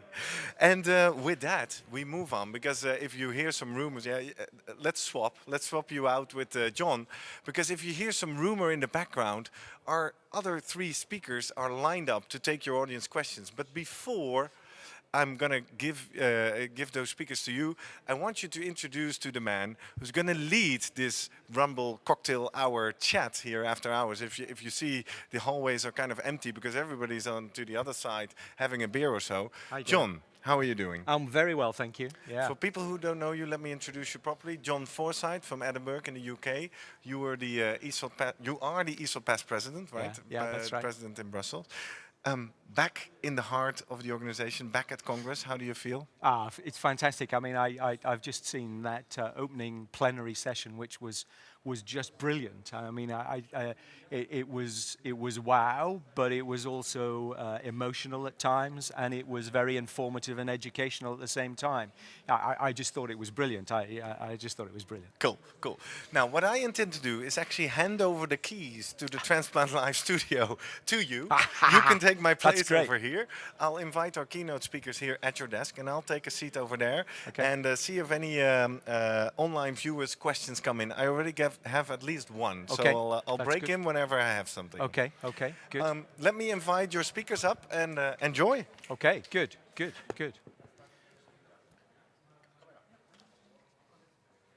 So guys, do come and join me here. So welcome. Did you enjoy the session yourselves? Did you enjoy the session?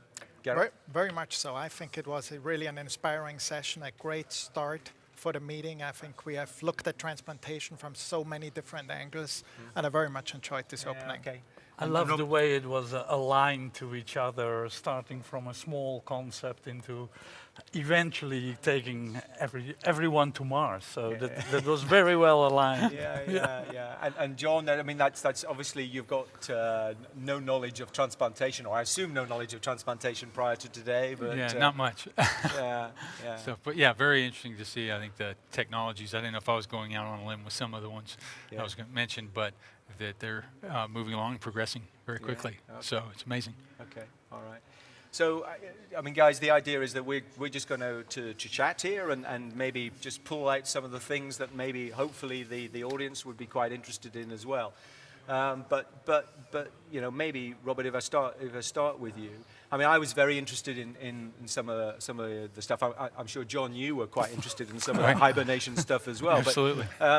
But you know, just to start with, you know, I saw something which surprised me was these spikes of temperature or metabolic activity or whatever they were. Yeah. They looked remarkably almost rhythmic that they were happening. You know, what's doing that? Why? Well, not. You know, what's the trigger that's making that happen? Is it rhythmic or what is it? Well, nobody really knows what makes it happen. For sure, not an endogenous clock, because all the endogenous clocks in the animal have stopped. So you don't have any sleeping, waking rhythm anymore. So the prevailing thought is that the animal somehow senses a just-in-time repair is needed of cells. Right. So, and if you look very closely at these inter-arousal sections, the lower the animal temperature is, the longer they become. So the idea is that they need to arouse to repair, and that somehow they sense it. Okay. And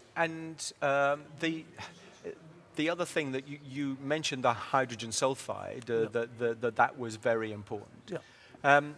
I mean, do you think that's sort of cause or effect or byproduct? I mean, is there any evidence about that? You know, because you demonstrated there were other. I can't remember the name of them. The other. The chromonols. And exactly. Yeah. So do those happen? Then H2S comes off of that, or do you get H2S first? And, you know what I mean. Yeah.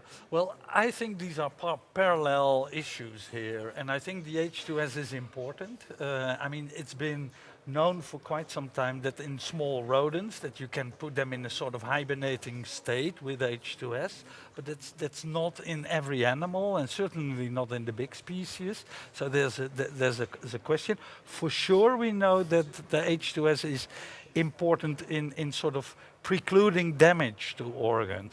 So I think that is its main function.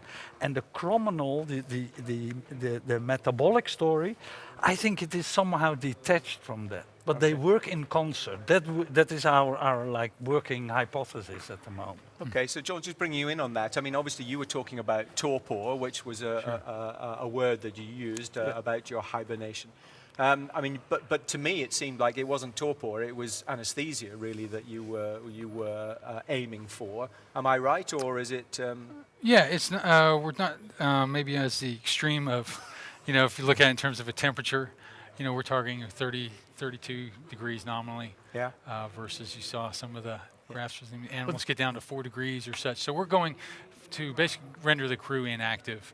And we get some metabolic reduction associated with that. But if we can kind of keep them inactive and in one place, then we can get majority of the benefits that we're trying to achieve on the engineering side. Okay. There's reduction in consumables and oxygen demand, as well as the space they need to just really entertain themselves on the way for 6 months on the way to Mars. Is it partly psychological, just getting them over that period as much as anything else? Yeah, it's a very demanding part of the mission psychologically, and you know, we're kind of even on the space station, they are challenged to find ways to, you know, at points to entertain the crew effectively. And I know on the space station that every astronaut has his own personal psychologist to sort of deal with that. And is it something you are also using or foreseeing on a trip to Mars? Yeah, we're definitely looking at the psychological issues and stuff. Those are some of the, you know, as great of a challenge as the medical ones themselves. Stuff you've got to have the crew healthy, you know, in a well state when they get there. But they will have this 20-minute communications delay during the mission, so there is no real time activity stuff. Everything maybe is pre-recorded or such, or maybe they have an AI system that they get to talk to and stuff every day. But so that's another challenge on Mars, that just being in low Earth orbit, you don't have. You can have all real-time phone calls and emails and video chats. Yeah. Garrett, you've got something coming in from Yeah, yeah, we do have a question from one of our online viewers that came in already during your talk. It's for Robert, and it's from Theodoros Eleftheriadis, and I want to read it out now, so maybe if you're watching, you know this is really live, and you can type in questions and influence what happens here on stage. You mentioned a lot of examples from rodents, Robert, and he apparently found a primate that lives in warmer temperatures. He's talking about Madagascar's fat-tailed dwarf lemur. Yeah, you're familiar with that. Yeah. It's a primate in higher temperatures, and they apparently also hibernate. So what are the opportunities there, he wants to know? Yeah, actually I've shown a picture of this in one of the slides of this lemur. Right. And the interesting thing about this lemur is that it adapts to its environment. So as referred to the one who's asked the question, if they are in a lower range of temperatures, they just passively follow their temperature. They are metabolically suppressed, and they just follow the temperature like any object in a room would follow their temperature. But when they get at lower temperatures, then they actually start behaving like true hibernators. So this is the species that sort of makes us believe that the hibernation is a one-size-fits-all, but you use it in different ways dependent on conditions. Okay, okay. Yeah. You had a throwaway line just before you ended. You talked about immunosuppression and clotting, and you just sort of threw that away. Yeah. So let's just do clotting, because it occurred to me that also had a drop across to John as well. So clotting, I would imagine. I mean, how do you stop? In hibernation, how do you stop all the blood just stopping? Yeah. So basically, hibernators do not do that. Yeah. I mean, their cardiac output drops like to 5% of normal, and there are various organs which are hardly perfused. Yet you do not get any like of hemostasis in these organs. So they truly preclude clotting. And they do it in several ways, and we have a whole research program out on that. But one of the main things is that during this cold phase, and that is, for instance, opposed to cooling down, they retract all their, let's say, clotting units, thrombocytes, from their blood. So basically, they do not have blood platelets anymore when they're cold. And if you lack the blood platelets, you cannot clot. And they rapidly give them back when they rewarm. So they're fully back online again. Okay. And for the immune system, a similar Okay, let's just park the immune system for a sec. So clotting, I mean, that sort of seemed to me that you're going to put these astronauts into a sort of almost anesthetized state, and clotting would be one of the problems from my point of view. Is that true? Yeah, and we are trying to maybe understand what the balance there will be from the risk of embolisms and such from the inactivity versus the cooling has this anticoagulant effect stuff. So we're not quite sure yet. That'll have to come from the testing, particularly on humans, where that will fall out. Because it will be testing on humans in a low gravity situation, which is, I guess, quite hard to reproduce to some extent. Is it? I mean, I know you have your simulation ways of trying to do that, but real life situation, if you like, must be quite hard to reproduce. It is, yeah. So it would have to be done in space. Yeah. So we're looking at opportunities on the space station to do these sort of experiments. They've generally been very cautious, towards these sort of things to date. Okay. So Carol, you've been very quiet, which is my fault. You mentioned supercooling though, and showed that incredible video of the was it tree frogs or and that looks very interesting. I mean, you listed a whole load of things that could be the way forward. Do you think that is truly one of the ways forward? I think so. I think there's two possibilities that we have with regards to preservation. It's either normothermic and maintaining the current status and viability, or to stop metabolism altogether. I think that would be a very attractive way to kind of extend the viability of a graft by just scaling it down and stopping it entirely. Okay. Yeah. Well, I think it's as a concept we should surely explore it. One of the things is it's enabled in these animals. These are cold-blooded animals, so they are unlike us, warm-blooded animals. Yes. So one of the things that you need to put several things online, like temperature. Our temperature regulation would fiercely resist this. So you need to come across that border. That's one of the things which is really challenging and interesting in that field is these animals make a sort of antifreeze themselves. And that enables them to endure this boundary between liquid and freezing. So it is this sort of capacity to induce the anti-freezing, which we should really learn from these type of animals. And this has also been the inspiration of the work that currently the group at Harvard is doing, where they develop such cryoprotectants that mimic these preservations. And they were able actually to preserve livers in this supercooled state for 96 hours and then successfully transplant them in a rat model recently. No, I hadn't seen that. That's interesting. And more recently, even using these approaches, I've seen first, and this is unpublished data, but they were able to freeze zebrafish and rewarm them, and they maintain viability after the rewarming phase using these cocktails. To move on, you talked also about organ recovery centres and actually building a centre, which I would strongly feel is going to be the way forward, where you take a marginal organ and resuscitate it, if you like.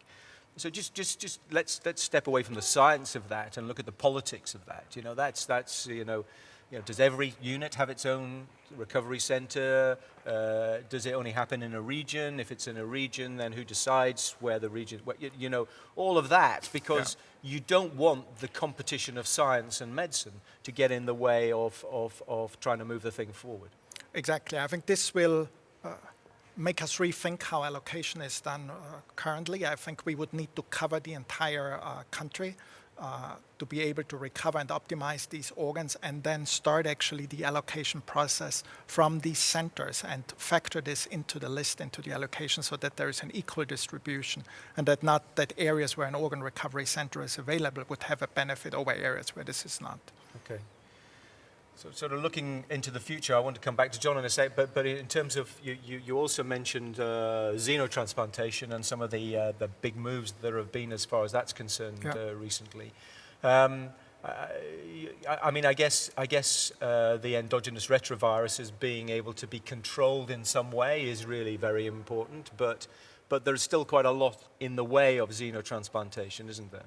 Absolutely. I think it's one important step to improve the safety eventually and the transmission of those perfs from the animals into humans, which have been shown also by George Church's group that there is horizontal transmission of those. This was not proven before either.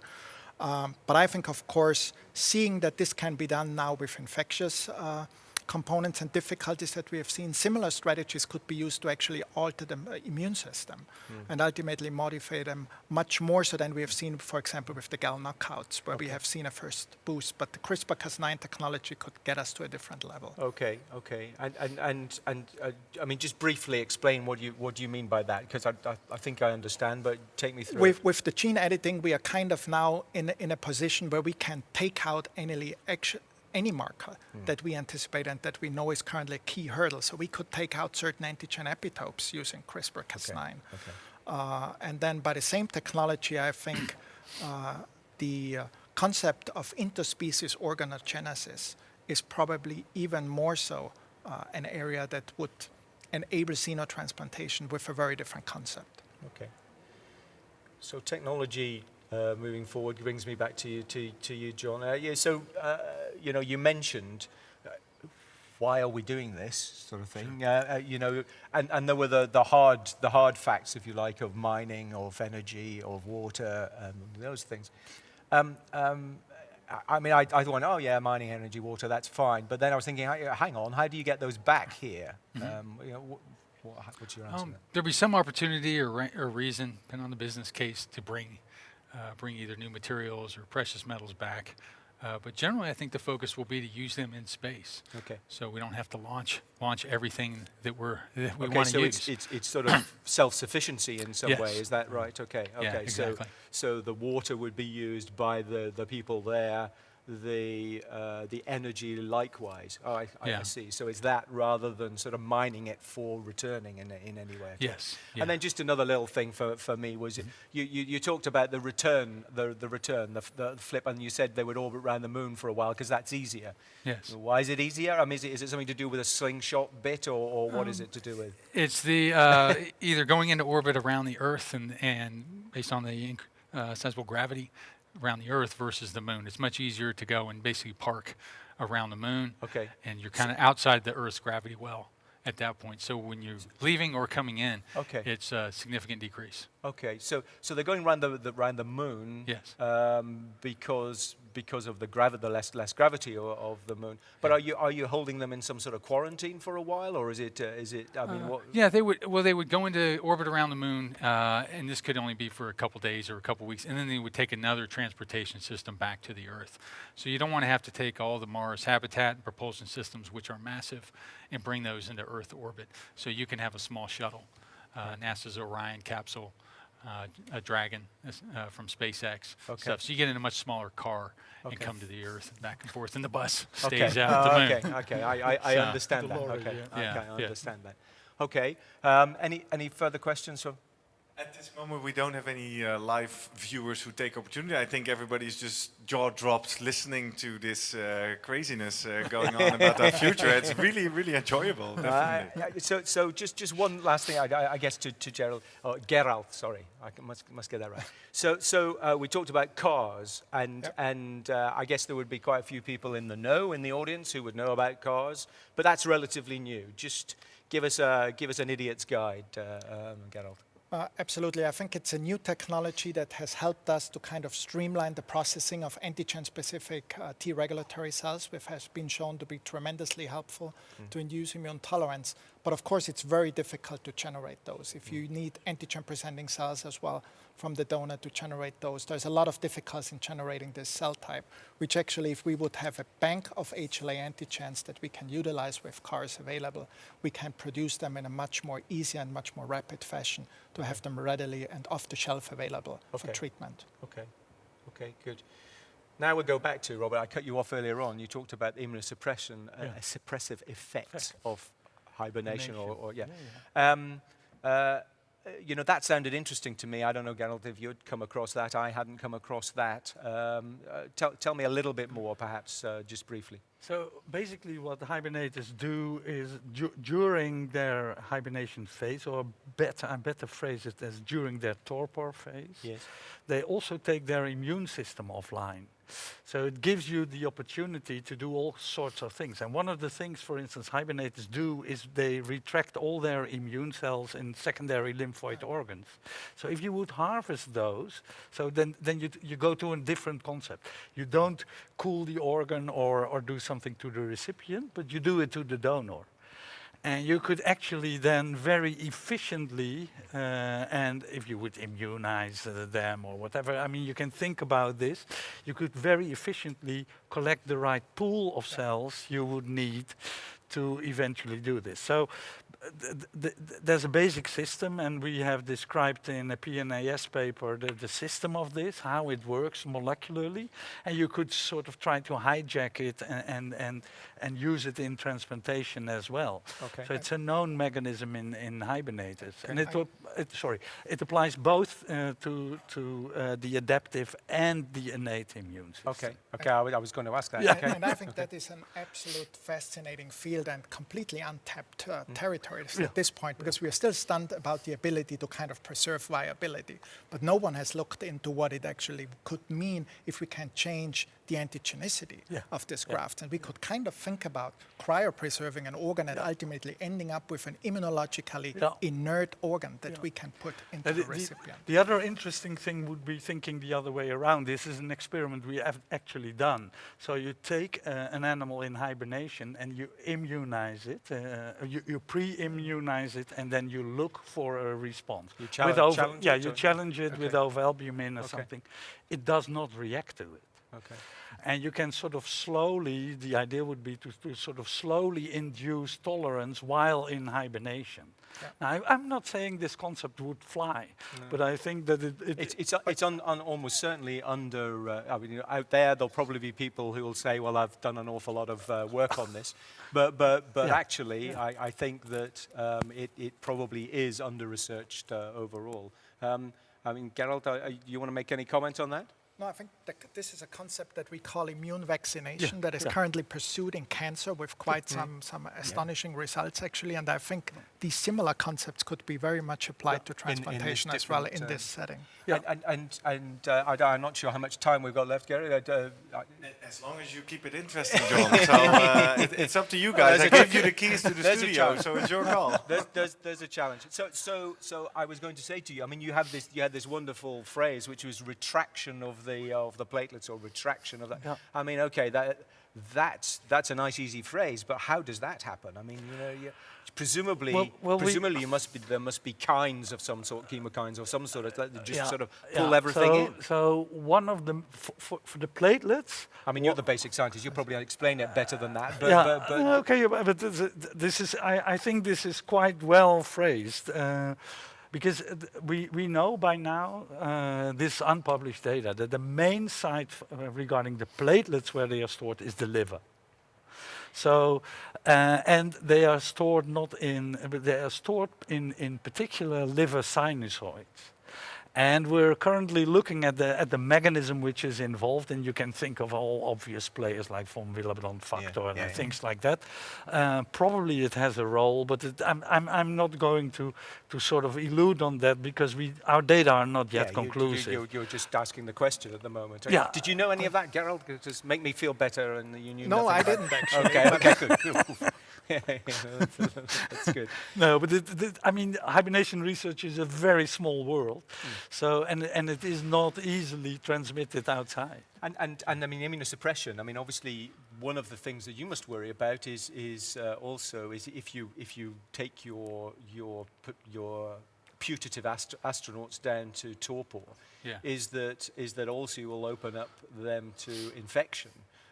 Just generally, because I need to tell him the anesthetizing means that the lungs don't work quite so well, so that would be one thing. Also, if their immune system is knocked down in any way at all, that would be a problem. Is that something that you had seen before or thought about before? Yeah, no, it definitely is. I think a lot of our data set comes from therapeutic hypothermia in cases there, but all that data is confounded with traumatic injuries that's associated with it. So we don't have any data of applying this on a healthy, normal, in fact, a probably super normal individual who's going to be really incredibly fit in a microgravity situation. Yes. So the best we do is try and be as non-invasive as possible with any sort of ports or access points. We're going to break the skin, risk infection there. Yes. And So stuff. we'll So be we're trying to avoiding minimize all that. Yeah.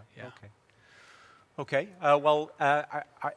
Gentlemen, thank you very much. I thought that the opening session was brilliant. I thought each of your talks was absolutely fantastic.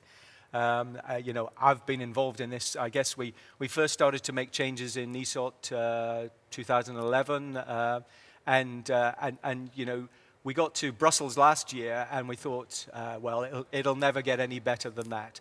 And actually, just in the very first session, you've just blown that away. So that was just fantastic. Thank you very much indeed. Thank you to the audience, and I'll turn you back. I'll give the keys. Throw the keys back, sir. Thank you very much, John Forsyth, for this very well moderated, exclusive online interview with our keynote speakers. And thank you for staying with us all this time. I hope you really enjoyed that. Either you're now live, I see some of you still are in Egypt and other places all over the world. And if you watch this in recording, make sure you share this to anyone who might find this relevant and interesting, because this is where we go.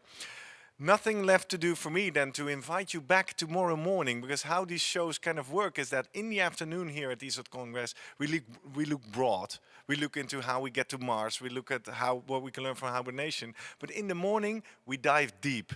So tomorrow morning, you're going to learn more about tissue engineering. You're going to learn more about nanorobotics and mechanical organs building in your body. You're going to learn about organ reconditioning, even much more than you heard already, in a session called called The Future of Transplantation, but then really, really deep. So I invite you back here for breakfast. We start at 8:30 here in Barcelona, and I hope to see you then. Thanks for watching.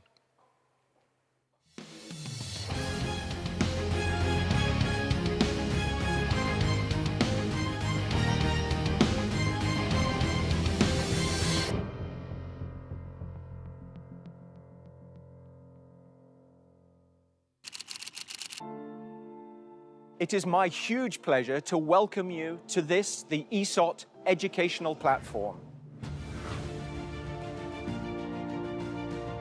This is going to be so different to anything you have experienced in terms of education on a digital platform before.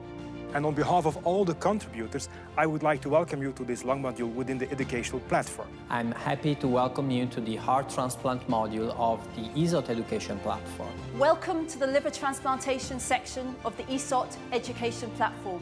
So we are very confident you will enjoy this journey through lung transplantation.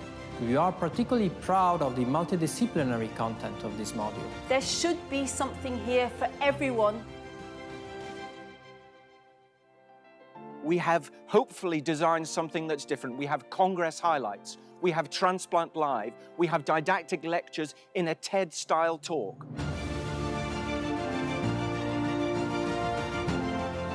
Hi, my name is Andreas Zuckermann. My name is Geert Verleden. My name is Ivan Knežević. I am Antoine Roux. I am Maria Frigerio. My name is Gabriel Onescu. My name is Arne Nering. My name is Anja Adair. I'm Are Martin Holm. Daniel Zimfer. Dirk Verandonk. I'm Nick Banner. Martin Schwager. Cristiano Marelli. I'm Craig Beattie. My name is James Pala. Ornella Leone. Marco Masetti. Massimiliano Palazzini. My name is John Casey. I'm Giuseppe Rodrigo-Ferri. Well, I'm Andrew Basket. I am Robin Voss. I'm Luciano Potena. We hope that you will like it. We think you will find it different.